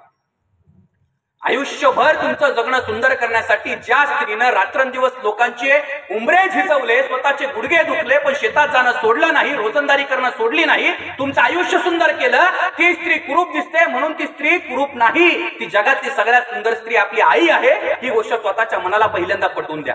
आई बाप कोण असतात? माझा एक कवी मित्र फार सुंदर लिहू लागतो. ऐका ऐका दोस्तानो माय बापाची कहाणी, ऐका ऐका दोस्तानो माय बापाची कहाणी. माय नारळी खोबर बाप नारळाचं पाणी, माय नारळी खोबर बाप नारळाचं पाणी. नारळ कसं असतं? वरून टणक असतं, पण आतलं खोबरं आणि आतलं पाणी हे गोड आणि मधुर असतं. तसा जगाचा रहाटगाडा, संसाराचा रहाटगाडा पुढे चालवत असताना आई कुठे काय करते? तर आई काहीच करत नाही. आई फक्त तुम्हाला 2 वेळचं खायला देते. एवढंच आईसाठी फार महत्वाचं आहे. अनंत राऊत नावाचा माझा एक मित्र आहे. तो स्वतःच्या बापाविषयी स्वतःचं मत मांडत असताना फार सुंदर म्हणतो. अनंत राऊत म्हणतो, कोणी म्हणे माझा बाप आमदार आहे, कोणी म्हणे माझा बाप खासदार आहे, कोणी म्हणे माझा बाप जहागीरदार आहे. कोणी म्हणे माझा बाप आमदार आहे, कोणी म्हणे माझा बाप खासदार आहे, कोणी म्हणे माझा बाप जहागीरदार आहे. पण या पठ्ठ्याचं मी थोडंफार ऐका. हा पठ्ठ्या छाती ठोकून छाती फुटस्तोपर्यंत सांगतो, माझा बाप इमानदार आहे, माझा बाप इमानदार आहे, माझा बाप इमानदार आहे. आणि इथं बसलेल्या सगळ्यांचा बाप इमानदार आहे. पण ती गोष्ट आपल्याला समजलेली नाही. पुणे विद्यापीठाचे माजी कुलगुरू डॉक्टर नरेंद्र जाधवांचं पुस्तक आहे आम्ही आणि आमचा बाप. त्यांचं आत्मचरित्र आहे. त्या आत्मचरित्रामध्ये नरेंद्र जाधव स्वतःच्या वडिलांविषयी लिहितात की आमच्या बापानं आमच्या डोळ्यासमोर भोकं पडलेला बनियान आणि छिद्र पडलेली स्लीपर जर वापरली नसती तर आम्हाला आयुष्यभर कळालं नसतं गरिबी काय असते. बाप तुमच्यासाठी वेंदळा आहे, बाप तुमच्या समोर फाटका बनियान घालतोय, बाप तुमच्या आयुष्याची ठिगळं भरण्यासाठी झटतोय. ही गोष्ट कधी विसरू नका. कुणाचाच बाप वाईट आणि कुणाचीच आई वाईट नसते. परिस्थिती त्यांना ते वाईट करायला लावते. आज महाराष्ट्रामध्ये एक विदारक सत्य आमच्या डोळ्यासमोर येत आहे. आज महाराष्ट्रामध्ये सर या संस्कृतीमध्ये स्त्रीला स्त्रीचा दर्जा दिला जातोय. मी सुरुवातीपासून सांगतोय की आमच्या संस्कृतीमध्ये स्त्रीला देवीचा दर्जा दिला जातोय. मातृदेवो भव, पितृदेव भव, आई वडील देवासमान आहेत. ही संस्कृती आमच्या महाराष्ट्रातली, आपली हिंदू संस्कृती. आणि खेदानं सांगावंसं लागतं, याच महाराष्ट्रामध्ये, ज्या महाराष्ट्रामध्ये स्वतःच्या आई वडिलांना देवासमान मानलं जातं, त्याच महाराष्ट्रामध्ये भारतात सगळ्यात जास्त वृद्धाश्रमांची संख्या ही महाराष्ट्रात आहे. भारतात सगळ्यात जास्त वृद्धाश्रमांची संख्या ही महाराष्ट्रामध्ये आहे. आज जागतिक महिला दिनाच्या संदर्भानं तुम्हाला एक वाक्य सांगतो की आईच्या संदर्भानं आणि वडिलांच्या संदर्भानं आपण ज्यावेळेस स्वतःची मतं मांडत असतो त्यावेळेस ते मत तयार करत असताना त्यांनी आपल्यासाठी आयुष्यभर काय केलंय या मताचा विचार करा. आपण कुणासाठी जगतोय, काय करतोय, कशासाठी जगतोय, ही सगळी तत्व मतं बाजूला ठेवून आपण आपल्या समाजासाठी पुढे जायला पाहिजे, आपल्या कुटुंबासाठी पुढे जायला पाहिजे. आपली पोरं, लहानपणाची पोरं ज्यांना आपण घरादारापासून लांब ठेवतो, शिक्षणासाठी लांब ठेवतो, त्यांचा उदरनिर्वाह व्हावा, त्यांना नोकरी लागावी, त्यातून 4 पैसे कमवावे, त्यांनी पुण्या मुंबईला स्थिरस्थावर व्हावं, ही आपल्या आई वडिलांची भाबडी महत्वाकांक्षा असते. पण ती महत्वाकांक्षा होत असताना आपल्याकडे सगळ्यात महत्वाची चूक होते की आपण आपल्या कुटुंबाची पार्श्वभूमी आपल्या मुलांना सांगायला चुकतोय. आई कुठे काय करते तर आई चुकते आपल्या कुटुंबाची पार्श्वभूमी सांगायला मुलांना. तुम्ही रात्रंदिवस कष्ट करता, पुण्या मुंबईला असणाऱ्या तुमच्या पोरींना आणि तुमच्या पोरांना पैसे पाठवता शिक्षणासाठी. पोरं शिकतात, त्यांना माहित नाही काय कष्ट करावे लागतात, किती कष्ट करावे लागतात 1000 रुपयाची नोट कमवण्यासाठी. त्या पैसे त्यांना आयत्या अकाउंटवरती पाठवले जातात. ती पोरं शिकतात, शिकल्यानंतर नोकरी लागते, नोकरी लागल्यानंतर गाडी घेतली जाते, गावाकडे येतात, मातीची घरं पाडली जातात आणि मातीची घरं पाडल्यानंतर सिमेंटची घरं उभी होतात. योगायोगानं पोरगा असतो, पोराचं लग्न ठरतं, मातीचं घर पाडलं जातं. आई बापाला वाटतं आपल्या पोराच्या हातात पैसे आले, आपल्या पोराला अक्कल आली, आपलं पोरगा मोठं झालं, 4 पैसे कमवायला लागलं. गावातल्या लोकांना हेवा वाटला की ज्या पोराचे वडील रात्रंदिवस मजुरी करायची ते पोरगा आज गाडी घेऊन गावात आले. आई वडिलांचे दिवस बदलले. योगायोगानं आई वडिलांचं मातीचं घर पाडलं गेलं, मातीचं घरातलं बिड्यार भाड्याच्या घरात टाकलं गेलं, सिमेंटच्या घराचा पाया खोदला गेला, पाया भरला गेला, भिंती उभ्या राहिल्या, स्लॅब टाकला गेला. आणि योगायोगानं सगळं पाहिल्यानंतर नातेसंबंधातून मुलासाठी मुलीचं स्थळ आलं आणि मुलीचं स्थळ योगायोगानं छाया नावाचं आलं. घराला कलरिंगचं काम चालू होतं, घर बांधलं गेलं होतं. पण हे सगळं होत असताना, घराला कलरिंगचं काम चालू असताना छाया नावाच्या मुलीचं स्थळ आलं. मुलांना मोठ्या आनंदानं घरावरती नाव दिलं मातृ पितृ छाया. लग्न व्हायच्या आधी छाया घरावरती होती आणि लग्न झाल्यानंतर छाया एसीच्या रूम मध्ये होती आणि आईबाप वृद्धाश्रमात होते. आलं का नाही तोंडातून पचक? ही परिस्थिती आज महाराष्ट्रातली. गावागावांमध्ये विदारक अवस्था आहे. दोन भाऊ असतात. आईच्या गळ्यातलं सगळ्यात महत्वाचं मंगल्याचं लेणं काय असतं? मंगळसूत्र. मंगळसूत्राला वाट्या किती असतात? 2. मंगळसूत्राच्या 2 वाट्या. आई गेल्यानंतर 10व्याच्या दिवशी 2 भावांची, एक भाऊ नोकरीला असतो, एक भाऊ गावात असतो. मोठा भाऊ आई मेली म्हणून, आई गेली म्हणून दशक्रियेच्या ठिकाणी गावात येतो. दशक्रियेच्या दिवशी आईचा दशक्रिया विधी पार पडत नाही, मुंडन पार पडत नाही, मांडव सोडला जात नाही. तोपर्यंत मिटिंग बसली. मोठा भाऊ म्हणतो की आईच्या गळ्यातली मंगळसूत्राची 1 वाटी मला मिळायला पाहिजे. लहान भाऊ म्हणतो तुला आईने लहानपणापासून पैसे पुरवले, तू मुंबईत नोकरीला लागला, तुला मंगळसूत्राची वाटी भेटणार नाही. आईच्या मंगळसूत्राच्या 2 वाट्या माझ्याच आहेत. लहान भाऊ आणि मोठ्या भावामध्ये भांडणं होतात. कौटुंबिक कलह वाढत जातो. नातेसंबंध भांडण सोडू शकत नाही. लहान भाऊ ज्याला आयुष्यभर शेतात राहायची सवय असते तो पडवीमध्ये झोपतो. मोठा भाऊ ज्याला मुंबईमध्ये पुण्यामध्ये राहण्याची सवय असते तो घरात फॅन खाली झोपतो. लहाना भाऊ मंगळसूत्राची 1 वाटी माझा मोठा भाऊ मागतोय म्हणून लहाना भाऊ जो बाहेर झोपलेला असतो तो सुगावा घेतो, भाऊ झोपलाय की नाही. झोपल्यानंतर बाहेरचा दगड उचलतो, घरात जातो आणि मोठ्या भावाच्या डोक्यात दगड घालतो. का तर तू माझी एका मंगळसूत्राच्या वाटीचा हक्क आईचा मागतोय. ही बातमी तुम्ही वर्तमानपत्र, टेलिव्हिजन, व्हॉट्सअप, फेसबुक, इंस्टाग्राम सगळीकडे पाहिली असेल. आपलं चुकतंय काय? आयांनो, आई कुठे काय करते तर आई हे करत नाहीये. भावाला भावाचा दर्जा, बहिणीला बहिणीचा दर्जा आई देत नाही. आई काय करते? जर सासरवाशी लेकी असेल तर लेकीच्या संसारात विष कालवण्याचं काम आई करते. आई कुठे काय करते तर आई विष कालवते. आई कुठे काय करते? आई मुलावरती संस्कार करत नाहीये. कोण करताय तुमच्या मुलांवरती संस्कार? तुम्ही करताय? अजिबात करत नाहीये. संस्कार काय असतात? अहो, झाशीची राणी वीरांगना स्वतःचं पोटचं पोरगं ढालीच्या ऐवजी पाठीला बांधून रणामध्ये उतरली, त्याला म्हणतात संस्कार. स्वतःचे पतिव्रता शहाजीराजे, मालोजीराजे भोसले हे बडी बेगमच्या हाताखाली चाकरी करत असताना स्वतःचा पोटचा मोठा पोरगा छत्रपती संभाजी महाराजाला अफजल खानानं मारलं. तो गतप्राण झाल्यानंतर दुसऱ्या पोराला स्वराज्याचं स्वप्न शिकवणारी आई जिजाबाई ही भीमाच्या, अर्जुनाच्या, श्रीकृष्णाच्या पराक्रमाच्या गोष्टी बाल शिवाजींना सांगत होत्या. तेव्हा ते संस्कार शिवाजी महाराजांवरती पडले. बाई बेटीचा संसार उभा राहिला पाहिजे. हे संस्कार आज तुमच्या महाराष्ट्रात होत आहेत का? अजिबात होत नाही. तुमच्या घरात होत नाही. मी पुरावे देतो. संध्याकाळी 7 वाजेची वेळ असते. क्रिकेटच्या मैदानावरती मॅच चालू होती. 6 बॉल 2 रन लागत होते. 3 बॉल डॉट गेले. चौथा चेंडू टाकायची वेळ आली. बॉलर बॉलिंगसाठी तयार आहे, बॅट्समन बॅटिंगसाठी तयार आहे. बॅट्समन मी होतो. आईनं तिकडून लिंबाची खोकी तोडली आणि मारत मारत माझ्या अंगावरती मला घरी घेऊन गेली. मी आईला विनंत्या करत होतो, आई टीमला जिंकण्यासाठी 1च धाव लागते, मारू दे ना, खेळू दे ना. संध्याकाळी 7 वाजले होते. आईनं स्वतःच्या पदराला माझी करंगळी बांधली, ओढत ओढत घरी नेलं, करंगळी सोडली, हातपाय धुवायला लावले आणि बरोबर 7:05 मिनिटांनी देवाऱ्यासमोर नंदादीप तेवत ठेवला. मला हातपाय धुवून शेजारी बसवलं आणि हात जोडायला लावले आणि म्हणायला लागले, मन शुभम करोती कल्याणम, आरोग्यम धनसंपदा, शत्रुबुद्धी विनाशाय, दीपक ज्योती नमस्तुते, दिव्या दिव्या दीपककार, कानिकुंडल मोतीहार, दिव्याला पाहून नमस्कार, दिवा लावला देवापाशी, उजेड पडला तुळशीपाशी, बाहेरची लक्ष्मी घरात येऊ दे आणि घरात येड्या पिढ्या शेजारणीच्या दारात जाऊ दे. ही माझ्या काळातली आई करत होती. दररोज सकाळी 7 वाजता माझी आई, दररोज माळकरी असलेली माझी आई मला पांडुरंगाच्या मंदिरात घेऊन जायची आणि म्हणायला लावायची, म्हण सुंदर ते ध्यान उभा विटेवरी, करकटेवरी ठेवून या, हरिमुखे म्हणा, हरिमुखे म्हणा, पुण्याची गणना कोण करी. अशिक्षित असलेला माझा बाप ज्यावेळी रात्रंदिवस काळ्या आईची सेवा करणारा बाप घरी यायचा, दमून थकून हातपाय धुवून आम्ही गरम गरम भाकरीचा आस्वाद घेण्यासाठी ताटावरती बसायचो. बापानं रात्रंदिवस काळ्या आईची सेवा केल्यानंतर भूक लागलेला असताना सुद्धा मी जो रात्रंदिवस उंजडायचो, मांडीला मांडी लावून बसायचो, भाकरीचा घास मी तोडायचो, त्यावेळेस माझा बाप जो दमून थकून आलाय तो माझ्या मानेवरती फटका द्यायचा आणि म्हणायला लावायचा, मन अलंका पुरी पुण्य भूमी पवित्र, तिथे नांदतो ज्ञान राजा सुपात्र, तया आठविता महापुण्य राशी, नमस्कार श्री सद्गुरु. आणि आत्ताच्या काळात तुम्ही सगळं करताय.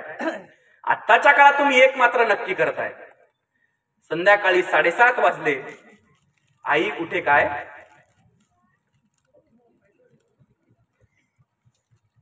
करते ना आई? 2-2 लग्न करते आई त्या मालिकेत. किती लग्न करते? तुम्ही नका करू बरं का, लय बेकार काम होईल. तुम्ही करू. आईचं सगळ्यात मोठं आणि महत्वाचं योगदान काय असेल? तुम्ही म्हणतात ते पोरगं माझ्या पोरीकडे वाईट नजरेनं जातं, तुम्ही तिच्या घरी जाता, पदर खोचून जाता. तुझ्या पोरानं जर माझ्या पोरीकडे वाईट नजरेनं पाहिलं तर त्याचे 32च्या 32 दात तोडून टाकील. पहिलं तुझं सांभाळ, मग दुसऱ्याला बोलायचं. आपण प्रत्येकाला संस्कार देत असताना महिला मंडळ ही गोष्ट जपून घेतली पाहिजे की आपलं पोरग समाजामध्ये जात असताना त्यानं सगळ्यात महत्वाचा एक चांगला माणूस कसा व्हावा या गोष्टीचा आपण प्रश्न सोडवला पाहिजे. संस्काराचं सगळ्यात मोठं विद्यापीठ आई असतं. उत्तम कांबळेंचं पुस्तक आहे आई समजून घेताना, बरोबर आहे ना सर? उत्तम कांबळेंचं पुस्तक प्रत्येक आईनं आपल्या मुलाच्या हातात ठेवायला हवं की आई मुलाचं संगोपन करत असताना काय करते. हीच पोरं, ज्या पोरांना तुम्ही पोटच्या गोळ्याप्रमाणे स्वतःच्या पोटात 9 महिने वाढवलं, जन्माला घालताना पोरग 1 किलो 1.5 किलो 2 किलो काही एवढ्या बाया खात असतात की त्यांचं 3.5 किलोचं पोरग जन्माला येतं. तुमचं वजन 100 किलो, पोटचा गोळा 3.5 किलो, आणि तो 9 महिने. तुम्हाला जर वाटत असेल तुमची आई तुमच्यासाठी काय करते, पोरींना आणि पोरांना, जर तुम्हाला प्रश्न पडला असेल आता ज्यांची लग्न झाली आहेत ती लग्न झालेली बायकोचं ऐकून आईला विचारतो तू माझ्यासाठी काय केलं, तुझ्या आईनं तुझ्यासाठी काय केलं. एवढा प्रश्न जर तुला पडला असेल, एकच काम कर, 3.5 किलोचा दगड स्वतःच्या पोटाला बांधून दररोज रात्री झोपायचं, दररोज रात्री उठायचं. हे तुझ्या आईनं तुझ्यासाठी केलं. समजलं का? आई तू माझ्यासाठी काय केलं हा प्रश्न स्वतःच्या मनाला मी सुरुवातीपासून सांगतोय. माझा ऐकण्यापेक्षा स्वतःच्या मनाला विचारा, माझ्या आईनं माझ्यासाठी काय केलं. काही नाही केलं तुझ्या आईनं तुझ्यासाठी. तुझ्या आईनं तुझ्यासाठी एवढंच केलं, या सुंदर पृथ्वीवरती तुला मनुष्याचा जन्म दिला, एवढंच तुझ्या आईनं तुझ्यासाठी केलं. बाकीचं तुझ्या आईनं तुझ्यासाठी काय केलं हे मला माहित नाही. माणसाचा जन्म ज्या आईनं दिला त्या आईला आपण विचारतो की तू माझ्यासाठी काय केलं, तर त्या आईला खरंच वाटत असेल का मी जन्म देऊन या मुलाला चांगलं केलं. आपण काय करतोय, कशासाठी करतोय, का करतोय, या सगळ्या प्रश्नांची उत्तरं आईनं दिली पाहिजेत. आई कुठे काय करते, तर आई हल्लीच्या घडीला आमच्या पोराबाळांना संस्कार देत नाहीये. ही सगळ्यात महत्वाची गोष्ट आपल्याकडून चुकते. मी तुम्हाला ह्या निमित्तानं सांगतो की दररोज सकाळी उठल्यानंतर आपल्या पोराला एकदा तरी सुंदर ते ध्यान उभा विटेवरी हे युट्यूब वरती लावून द्या. आमच्या पोरांची युट्यूब वरती गाणी एका दिवसात पाठ होतात. मी म्हणतो हरिपाठ एका दिवसात पाठ होणार नाही, 2 दिवसात पाठ होणार नाही, पण तिसऱ्या दिवशी एक कडवं तर पाठ होईल. छत्रपती शिवाजी महाराजांचा पोवाडा कुठल्या न्यूज चॅनलवरती बातम्यांवरती दाखवला जात नाही. युट्यूब वरती दररोज सकाळी आमच्या आईनं शिवाजी महाराजांचा एखादा पोवाडा आमच्या पोरांच्या हातात दिला पाहिजे. सावित्रीबाई फुलेंचं पूर्ण नाव काय, असा प्रश्न जर मी आज महिला दिनाच्या निमित्तानं कुठल्याही आईला विचारला तर मी पैज देऊन सांगतो, एकाही बाईला आणि एकाही पोराला सावित्रीबाई फुलेंचं पूर्ण नाव सांगता येणार नाही. जिजाबाईंची जन्मदिनांक काय आहे असं जर विचारलं तर तुम्हाला एकालाही सांगता येणार नाही. मग कुठं चाललोय हा महाराष्ट्र आणि कुठला चाललाय आमच्या स्त्रियांचा अभ्यास. आमच्या स्त्रिया आज आमच्या पिढीतल्या मुलांना संस्कार द्यायला सक्षम नाही, हे माझं प्रामाणिक मत मी तुम्हाला या निमित्तानं नोंदवतो. उद्याचा समाज तुमच्या पोरींचा संसार, तुमच्या पोरांचा संसार सुखाचा, समाधानाचा, आनंदाचा आणि तुमचं वृद्धापकाळ हा आनंदानं जायला पाहिजे, अशी जर तुमची प्रामाणिक अपेक्षा असेल तर आत्ताच निर्धार करा, मी माझ्या पोराला, माझ्या पालकाला संस्कार देईल आणि मगच माझं पाल्य पुढे जाईल. आता संस्काराचं काय चाललंय मला माहित नाही, पण एक गोष्ट फार विदारक आहे. ती गोष्ट काय आहे सर, मी तुम्हाला एक प्रश्न विचारतो, का तर तुम्ही व्यासपीठावरती आहात दोघंही सर, प्राचार्य सर आणि पी.डी. पाटील सर. सर तुमच्या काळात तुमच्या वडिलांना काय म्हणायचे? आप्पा म्हणायचे, तात्या म्हणायचे, नाना म्हणायचे, दादा म्हणायचे, काका म्हणायचे, बाबा म्हणायचे, नाना जे असेल नसेल ते म्हणायचे. पप्पा नावाचं फॅड तुमच्या काळात नव्हतं, बरोबर? मॅडम तुमच्या काळात मम्मीला मम्मी म्हणायचे का? काय म्हणायचे? आई म्हणायचे ना मॅडम तुमच्या काळात. आत्ताच्या काळात काय माहिती सर तुम्हाला? आत्ताच्या काळात वडिलांना पप्पा म्हणायचं असतं. हे कोण शिकवतं? आई शिकवतं. आणि आईला मम्मी म्हणायचं असतं. हे कोण शिकवतं? पप्पा शिकवतं. कोण शिकवतं? पहिला मुद्दा, आपल्या विषयाची सुरुवात जिथून आहे तोच विषय माझा सांगायचा योगागुण राहून गेला. ज्या माझ्या समोर केस पिकलेल्या बाया आहेत आणि जे माझ्या समोर माझ्यापेक्षा वयानं मोठी लोक आहेत, अनुभवानं मोठी लोक आहेत, त्या काळात त्यांच्या लहानपणी वडिलांना आप्पा, दादा, नाना, काका, दादा, भाऊ, बाबा असं काहीतरी म्हणायची पद्धत होती.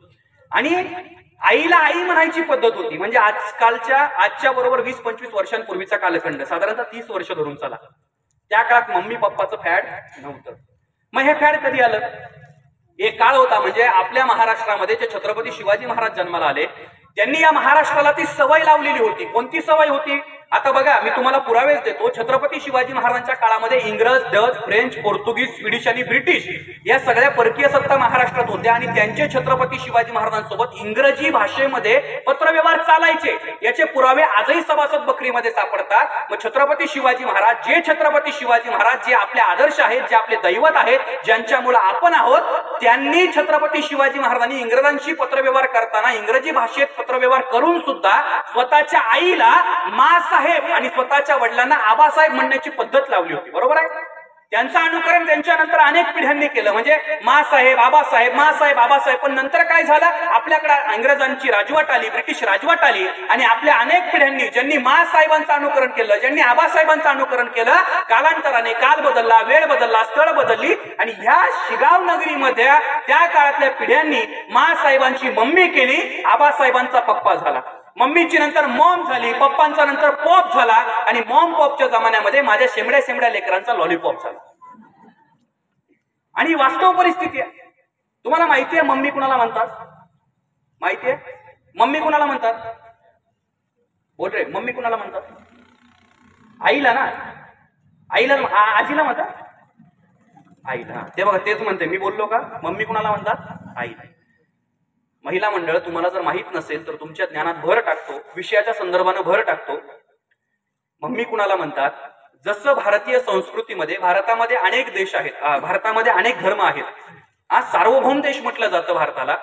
त्यातल्या हिंदू संस्कृतीमध्ये म्हणजे भारतातील 135 कोटी लोकसंख्येपैकी जवळजवळ 122 कोटी लोकसंख्येत जे माणसं मरतात त्यांचं होतं प्रेत आणि ते प्रेत जाळलं जातं. काय केलं जातं? जाळलं जातं. भारत हा पृथ्वी तलावरचा एक जसा देश आहे तसे पृथ्वी तलावरती अनेक देश आहेत. 7 समुद्रापलीकडच्या England, South Africa, America, Europe, Australia वगैरे वगैरे अनेक देशांमध्ये ज्यावेळेस माणूस मरतो त्याचं होतं प्रेत आणि ते प्रेत जाळलं जात नाही, तर ते प्रेत एका बंद कपाटात ठेवलं जातं. ते कपाट ज्यावेळेस ती 4 लोक उचलतात, आपण तिरडीला खांदा लावतो तसं, ती लोक ज्यावेळेस ते उचलतात, ते प्रेत ज्या कपाटात ठेवलं जातं त्या कपाटाला मम्मी म्हणतात. काय म्हणतात? काय म्हणतात? बोला पटकन. काय म्हणजे तुम्ही जिवंतपणे मेलात का सगळं? या जिवंतपणे मेलेलं हे निर्जीव वस्तू माझ्या समोर बसवलेल्या आहेत. अभिनव प्रतिष्ठानच्या या व्याख्यानमालेच्या निमित्तानं आकाश पाटीलचं तुम्हाला काय पटलं काय नाही पटलं याच्याशी मला अजिबात घेणं देणं नाही आता. पण मी तुम्हाला एक वाक्य निश्चित सांगतो, इथून घरी गेल्यानंतर आपलं पोरग आपल्याला मम्मी म्हणणार नाही याची काळजी तुम्ही, म्हणजे तुम्ही जिवंतपणे मेलेल्या आई कुठे काय करते, तर आई पोराला मम्मी म्हणायला हसताय काय? मी खोटं बोलतोय का? हसू नका, बोला की. हसताय म्हणजे फसताय बरं का तुम्ही. मग काय म्हणायचं बाळा आता आपल्या मम्मीला? मम्मी काय म्हणायचं? तुम्ही बाळ आहेत काय म्हणायचं रे?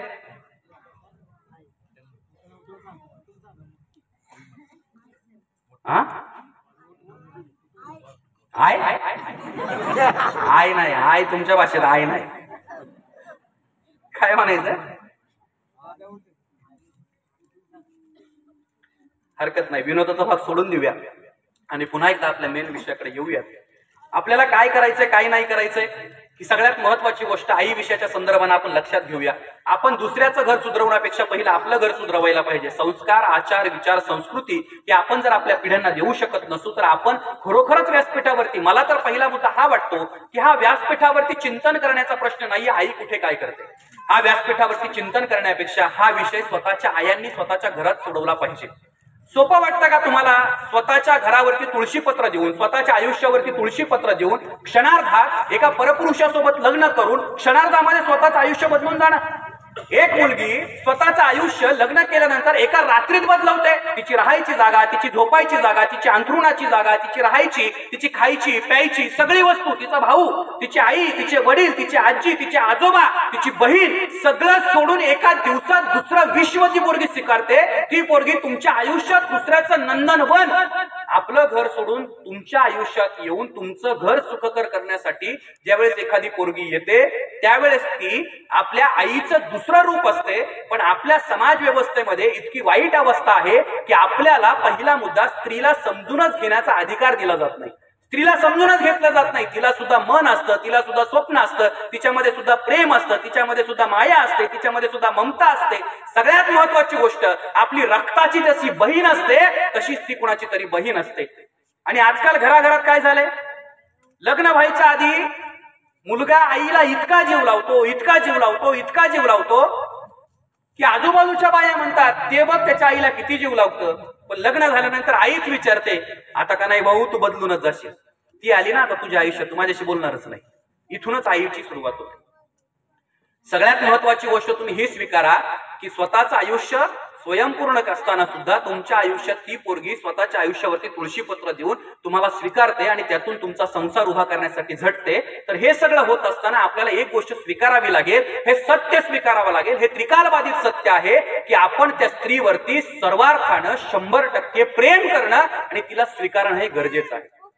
आजकाल प्रेमाच्या अनेक संकल्पना आहेत. तुमच्या गावामध्ये सुद्धा प्रेमाच्या संकल्पना असतील. आईचं मुलावरती प्रेम असतं, गाईचं वासरावरती प्रेम असतं, प्रियकराचं प्रेयसीवरती प्रेम असतं. पण या प्रेमाच्या नादात भलते सलते सैराट व्हायला लागलेत गावागावात. प्रेम काय असतं तुम्हाला माहितीये? प्रेम काय असतं? प्रेम काय असतं तुम्हाला जर माहित नसेल तर तुम्हाला प्रेमाच्या विषयी संदर्भानं, आईच्या संदर्भानं सांगून जातो. प्रेम काय असतं? आईनं कधीतरी मायेनं गोंजारणं म्हणजे सुद्धा प्रेम असतं. बाबांनी कधीतरी रागावणं म्हणजे सुद्धा प्रेम असतं. आईनं मायेनं गोंजारणं म्हणजे सुद्धा प्रेम असतं. बाबांनी कधीतरी रागावणं म्हणजे सुद्धा प्रेम असतं. भावासोबत केलेली धमाल म्हणजे सुद्धा प्रेम असतं. आणि बहिणीनं शेंबूड पुसण्यासाठी दिलेला रुमाल म्हणजे सुद्धा प्रेम असतं. प्रेम असतो शहाजहानचा ताज संगम रवरी. प्रेम म्हणजे अनारकली बेभान होऊन नाचणारी. मंगेश पडगावकर फार सुंदर लिहितात, प्रेम म्हणजे प्रेम म्हणजे प्रेम म्हणजे प्रेम असतं. तुमचं आणि आमचं अगदी शेम टू शेम असतं. साहित्याच्या दृष्टीने शब्द थिल्लर असतात, वाक्याच्या दृष्टीने शब्द चिल्लर असतात. वाटले तर वाटू द्या, भासले तर भासू द्या, दिसले तर दिसू द्या, पण प्रेम म्हणजे प्रेम म्हणजे प्रेम म्हणजे प्रेम असतं. तुमचं आणि आमचं अगदी शेम असतं. कुसुमाग्रज काय म्हणतात? सांगा कधी आभाळाला भिडते का माती, ढगांची दाण होईला अशी कोणती नाती. सांगा कधी आभाळाला भिडते का माती, ढगांचे दाण होईल अशी कोणती नाती. प्रेम कर भिल्लासारखं बाणावरती खोचलेलं, मातीमध्ये उगवून सुद्धा मेघापर्यंत पोचलेलं. प्रेम कर भिल्लासारखं बाणावरती खोचलेलं, मातीमध्ये उगवून सुद्धा मेघापर्यंत पोचलेलं. खरं प्रेम, हे प्रेम तुमच्या मुलांना आणि तुमच्या मुलींना शिकवा. खरं प्रेम काय असतं? खरं प्रेम तर आत्म्याच्या पूजे इतकं पवित्र असतं. खरं प्रेम तर आत्म्याच्या पूजे इतकं पवित्र असतं. परस्त्रीला आई म्हणणाऱ्या शिवबाचं ते चारित्र्य असतं. परस्त्रीला आई म्हणणाऱ्या शिवबाचं ते चारित्र्य असतं. तुम्हाला जर तुमच्या मुलांना प्रेम शिकवायचं असेल तर हे प्रेम लक्षात घ्या. आणि मुलींना आणि मुलांना तुम्हाला जर तुमच्या आई बापाचं प्रेम लक्षात येत नसेल तर तुम्हाला एपीजे अब्दुल कलामांचं एक उदाहरण सांगतो की एपीजे अब्दुल कलामांनी काय केलं. पालकांना आपल्या मुलांना स्वप्न पाहायला शिकवा. आपली सगळ्यात मोठी चूक ही होते की आपण सगळ्या गोष्टी आयत्या आणून आपल्या मुलांच्या हातामध्ये देतोय. सगळ्या गोष्टी आयत्या आणून आपल्या मुलांच्या हातामध्ये देतोय. आपण त्यांना स्वप्न पाहायला शिकवत नाही, परिस्थितीची जाणीव करून देत नाही, परिस्थितीचे चटके काय असतात त्यांना दाखवून देत नाही. मी पैंज लावून सांगतो, माझ्या समोर मी तुम्हाला उपस्थित असलेल्या एकाही विद्यार्थ्यांना आणि एखादी विद्यार्थिनीनं उत्तर द्यावं की गॅस सिलेंडरची आज रक्कम काय आहे. गॅस सिलेंडर किती रुपयाला भेटतो? एक्झॅक्ट रक्कम सांगा. सांगा. कुठल्याही पोरानं कुठल्याही पोरीनं सांगावं. तुम्ही तर सांगणारच ना, तुम्ही आणून देता ना घरात. तुम्ही सांगणारच की सर, मी काय म्हणतोय पोरानं आणि पोरीनं सांगा. तुम्हाला माहितच असणार ना सर, जर तुम्ही घरात आणताय सांगा ना, कोणी पण सांगा. जमल तुम्हाला? नाही. पण आता एक प्रश्न विचारतो बघा, ज्यांनी उत्तरं दिली ना त्यांनीच ऐका. एक प्रश्न विचारतो, त्या प्रश्नाचं उत्तर जर दिलं तर अभिनव प्रतिष्ठानच्या व्याख्यानमालेतलं माझं मानधन मी त्या पोराला देऊन टाकतो आज इथं. त्या प्रश्नाचं उत्तर त्यांनी द्यावं. गॅस सिलेंडरची किंमत तुम्हाला माहित नाही, नसणारच ना. तुम्हाला काय करायचं गॅस सिलेंडरचं? आई बाप आणत्यात, थापत्यात, भाकरी देतात खायला, लय झालं, सकाळी कॉलेज संध्याकाळी घरी, मस्त आई. तुम्हाला गॅस सिलेंडरची किंमत माहित नाही. पण जर तुम्हाला एक प्रश्न विचारला त्याचं उत्तर तुम्हाला देता आलं तर माझ्या व्याख्यानाचं मानधन तुम्हाला देतो. 1 महिन्याचा जिओचा रिचार्ज किती रुपयाचा असतो? कुणाला सांगता येणार? गरजच नाही ना पोरापोरींना त्याची. नाही सांगता येणार. येईल सांगता कुणाला? आहे का कुणाकडे उत्तर? आता उत्तर माहिती आहे पण हात वरती करता येणार नाही. का बरं? का बरं?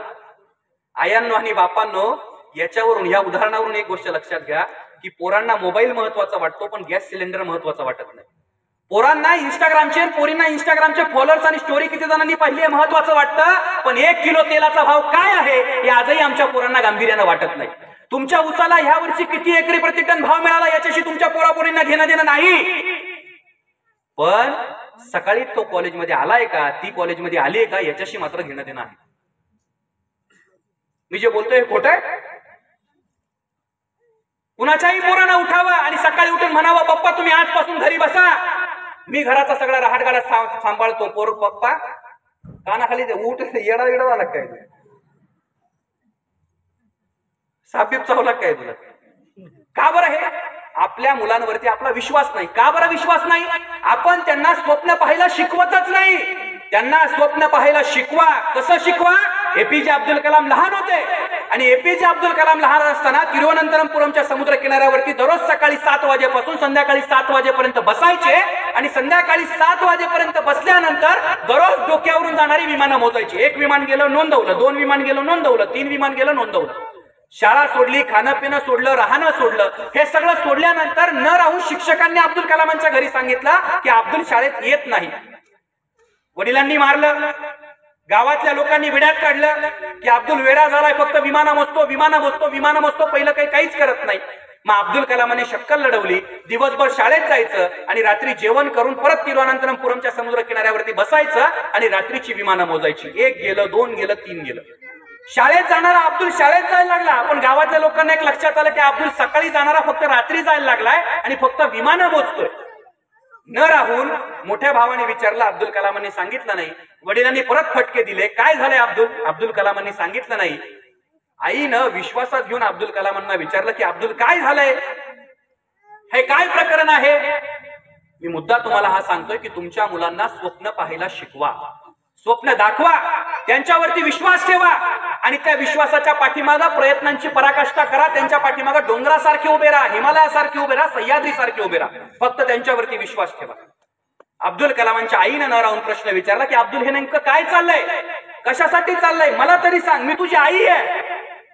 अब्दुल कलामांनी आईला सांगितलं की आई, तू मला ज्या विश्वासानं विचारलं, एवढ्या विश्वासानं मला कुणी सांगितलं नव्हतं. अब्दुल कलाम ओक्साबोक्शी रडले आणि ओक्साबोक्शी रडल्यानंतर अब्दुल कलामांनी सांगितलं आई की ज्या लोकांनी मला विड्यात काढले, जो अब्दुल फक्त विमानं मोजतो, जो अब्दुल फक्त विमानं मोजतोय, रात्रंदिवस विमानं मोजण्याचं काम करतोय, हा अब्दुल पुढे काय करेल याच्याविषयी गॅरंटी नाही, वेडा झालाय अब्दुल. आई तुला सांगतो की ज्या अब्दुलला गावातल्या लोकांनी विड्यात काढलंय, हा अब्दुल फक्त विमानं मोजतो. हा अब्दुल एक दिवस विमान तयार करेल, विमानात बसेल आणि विमान गावात उतरवेल सुद्धा.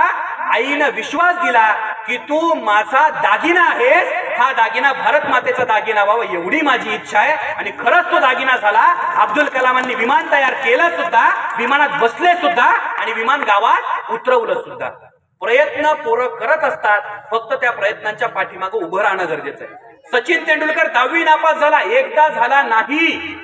सचिन तेंडुलकर 10वी नापास पोरगा, या देशाचा सर्वोच्च नागरी पुरस्कार भारत रत्न ज्यांना सरकारनं दिला, ते सचिन तेंडुलकर 10वी नापास एकदा झाले नाही, 2दा झाले.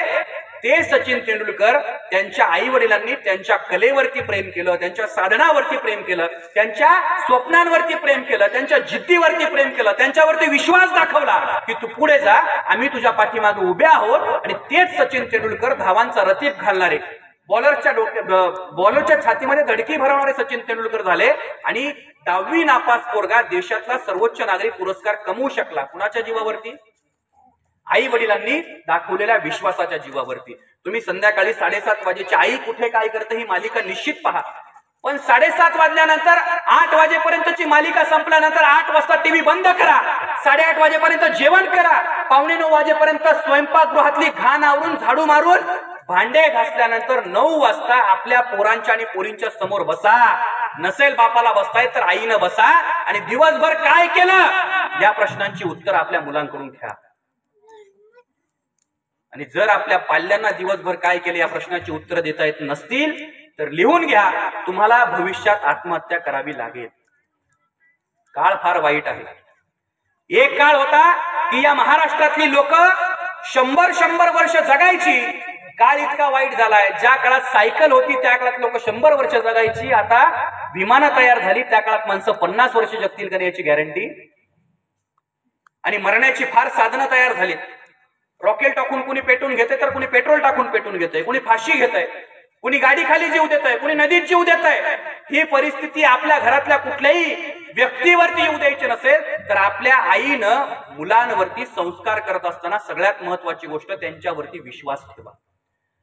बापांना तुम्ही एक गोष्ट करा, आपल्या मुलाला गाडी जमत नसेल तर गाडीची चावी त्याच्या हातात द्या, गाडीवरती बसवा, घेर कसा टाकायचा हे शिकवा, त्याला गाडी आत्ता नाही शिकवली तर तुम्ही गेल्यानंतर त्याला गाडी कोण शिकवणार आहे? गावातली लोक शिकवणार नाही. त्याच्यावरती जबाबदाऱ्या टाका. खताची एक गोणी युरियाची किती रुपयाला भेटते हा प्रश्न मुलांना विचारा. ऊस एकदा तोडल्यानंतर त्या ऊसाला परत धुमारे फुटण्यासाठी किती दिवसांचा कालावधी लागेल हे प्रश्न तुमच्या पोरांना विचारा.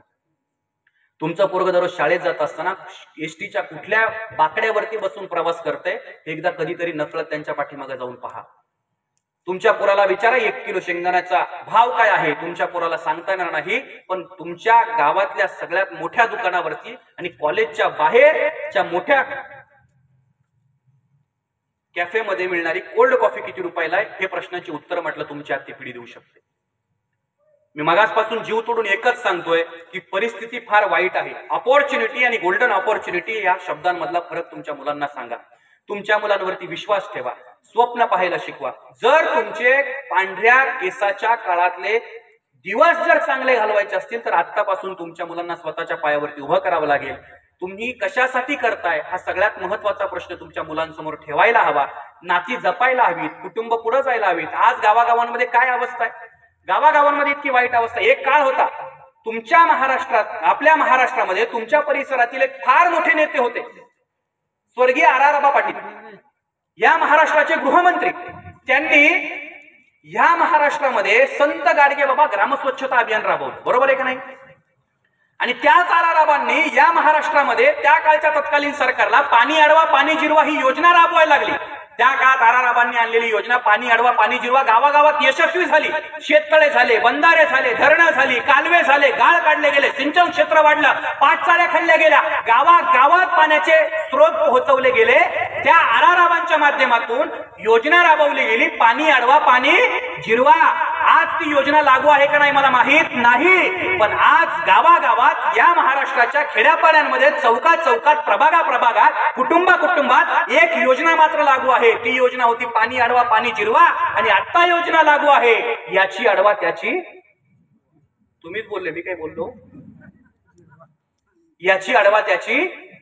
अहो भावा, आपल्या भावाशी कसं भांडायचं याचं शिक्षणच जर तुमच्या घरामध्ये तुमच्या पालकाला तुम्ही देताय, तुमच्या पाल्याला देताय, तुमच्या मुलीला देताय, तुमच्या मुलाला देताय. आईनं, मी विनंती करतो, आईनं मुलीला, सासरवाशीन मुलीला फोन करताना नेहमी एक काळजी घ्यावी की जसा तुमचा संसार आहे तसा उद्या तिचा संसार होणार आहे. फोन करताना कधीही मुलीच्या संसारात आपण विष घालू असं वाक्य तुमच्या तोंडातून होऊ नका. माझ्या तोंडात किडे पडो, पण मी तुम्हाला सांगतो जर तुम्ही तिच्या संसारात विष कालवलं तर चक्र परत फिरणार आणि तुमच्या घरात नागिन. हसताय काय? नागिनच बोललो मी. येणार तुमचा पडशा. हे करू नका. विनोदाचा भाग सोडून देऊया.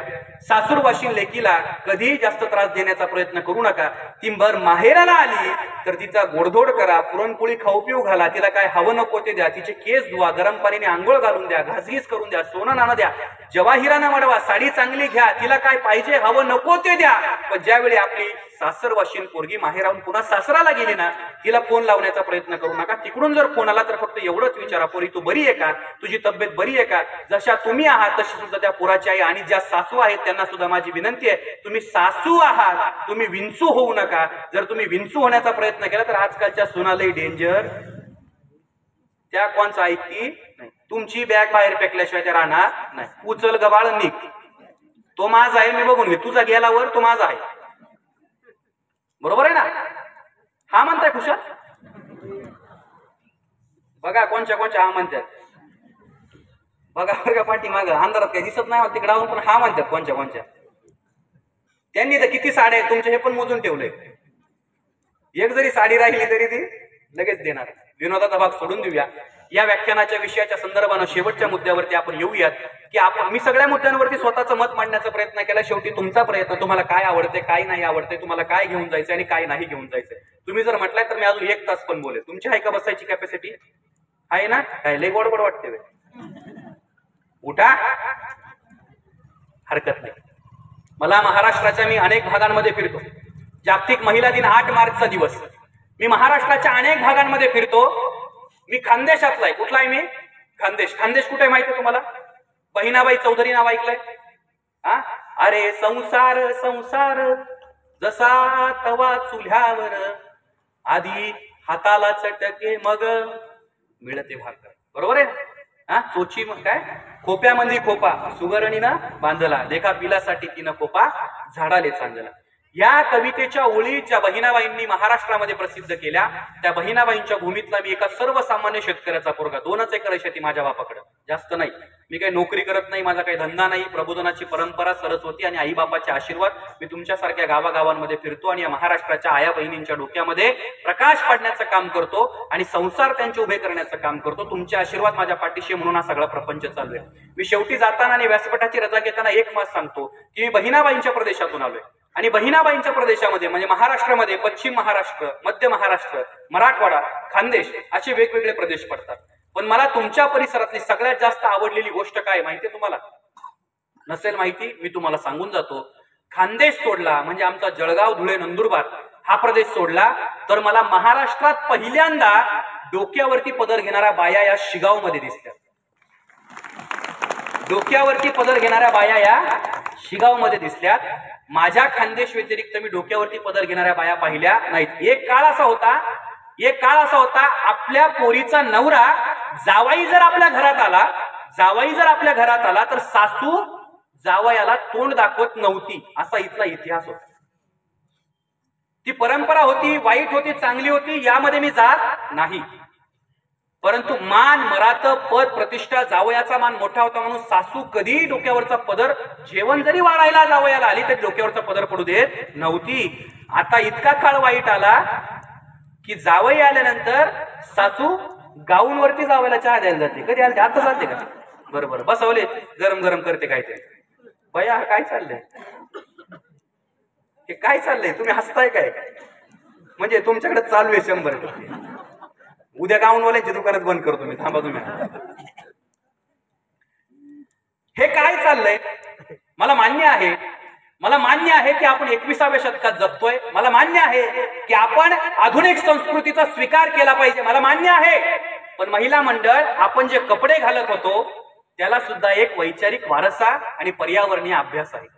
तुम्ही जीन्स पॅन्ट घालताय हरकत नाही, तुम्ही पंजाबी ड्रेस घालताय हरकत नाही, तुम्ही गाऊन घालताय हरकत नाही. परंतु आपण जे घालतोय त्याचा आपल्या शरीरावरती काय दुष्परिणाम होतोय याचा नीट विचार करा. मंचर, नारायणगाव, खेड, पुणे जिल्हा, शिरूर, आंबेगाव या परिसरात जर तुम्ही गेला डॉक्टर साहेब तर तुम्हाला पांढऱ्या केसावाल्या लोकांच्या डोक्यावरती हमखास भगवान टोपी, पांढरी टोपी दिसणार. त्यांच्या अंगात पांढरेच कपडे दिसणार.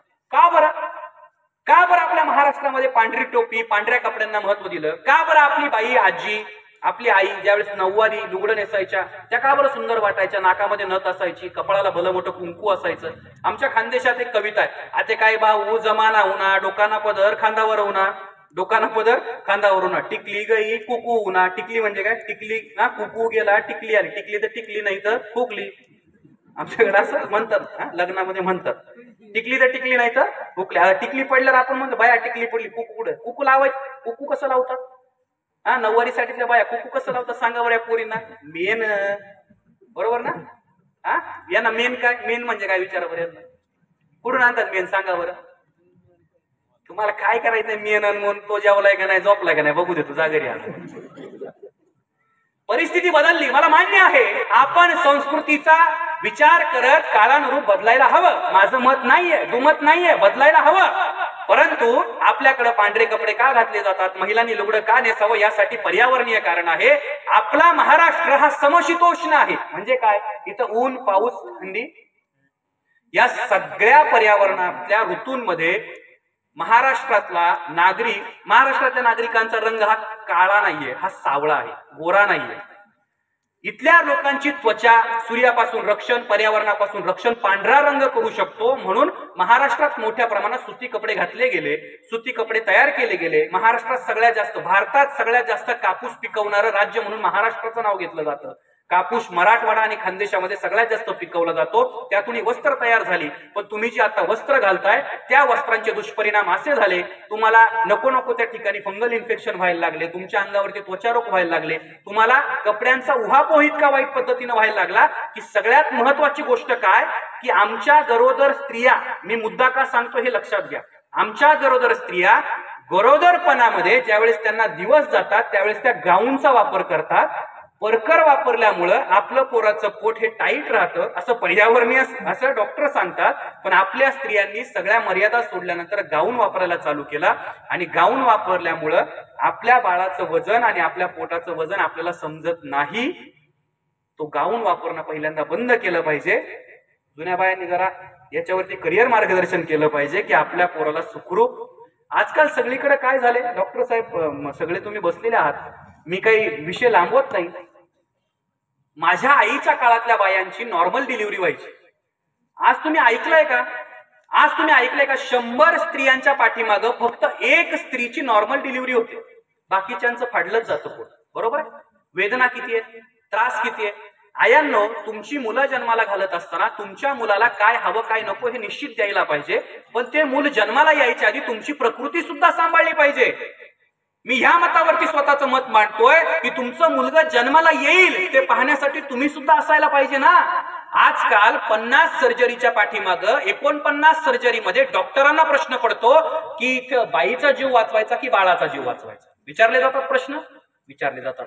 तुमचं खाणं, तुमचं राहणं, तुमचा आहार, तुमचा आचार, तुमचे विचार आणि तुमचा व्यायाम या सगळ्या गोष्टींवरती आयांनी लक्ष द्यायला पाहिजे.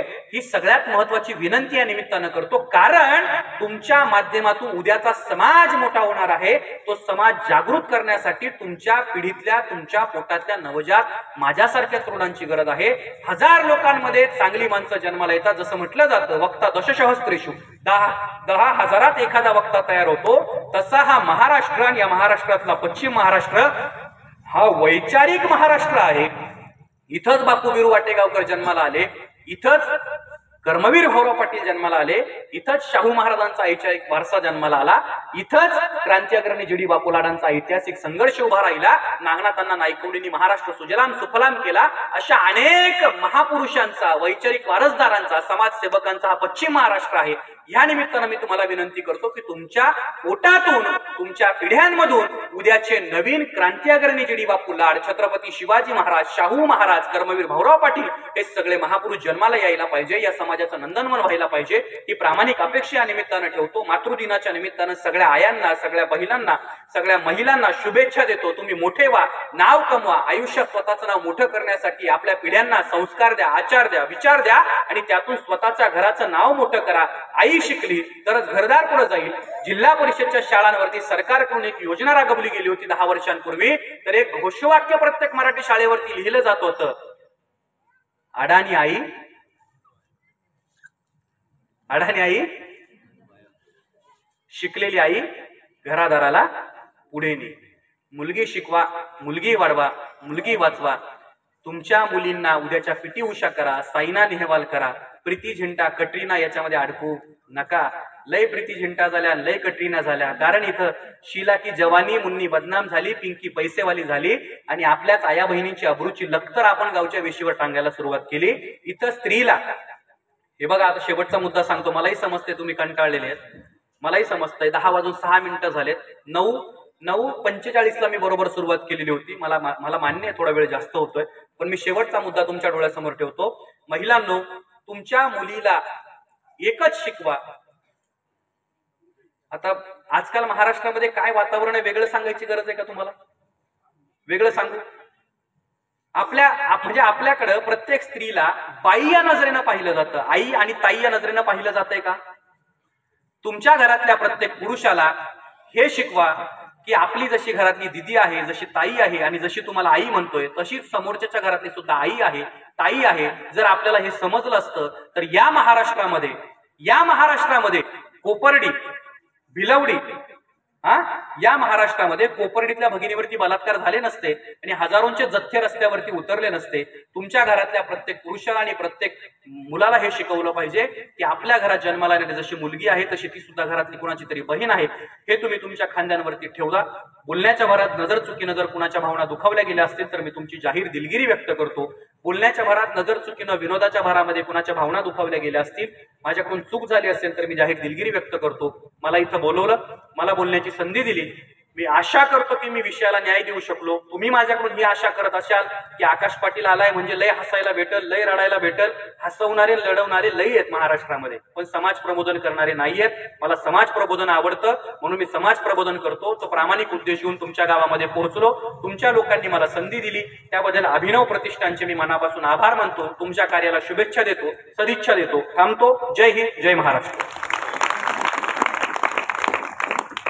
तू गझासी तू सावित्री तू जिजाऊ आई, तू गझासी तू सावित्री तू जिजाऊ आई. पण आज तुझं अस्तित्व सुरक्षित नाही, पण आज तुझं अस्तित्व सुरक्षित नाही. तू ग इंदिरा, तू ग इंदिरा, तू सुनीता विल्यम, तू कल्पना चावला. सांग निर्भया तुझ्या मदतीला श्रीकृष्ण का नाही धावला. सांग निर्भया तुझ्या मदतीला श्रीकृष्ण का नाही धावला. आता हो तू ज्ञानी, हो तू मर्दानी, हाती घे शस्त्र सत्सत विवेक बुद्धीचे आणि कर रक्षण स्वतःच्या अस्तित्वाचे, आणि कर रक्षण स्वतःच्या अस्तित्वाचे, आणि कर रक्षण स्वतःच्या अस्तित्वाचे.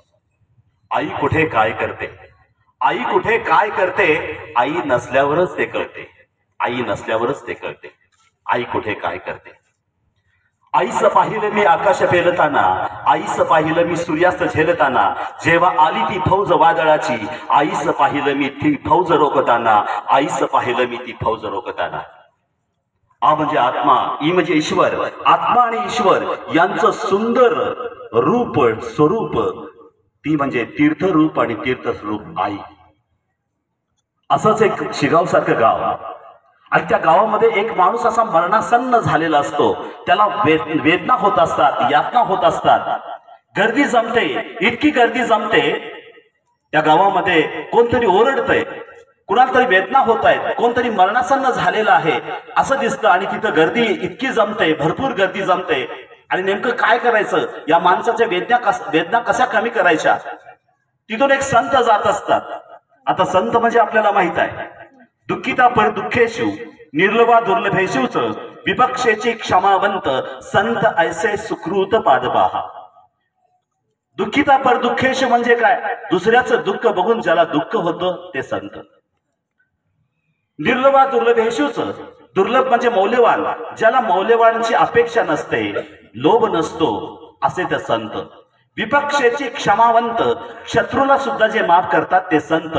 संत ऐसे सुकृत पादपाहा, संत असे पुण्यवान वृक्षासारखे असतात.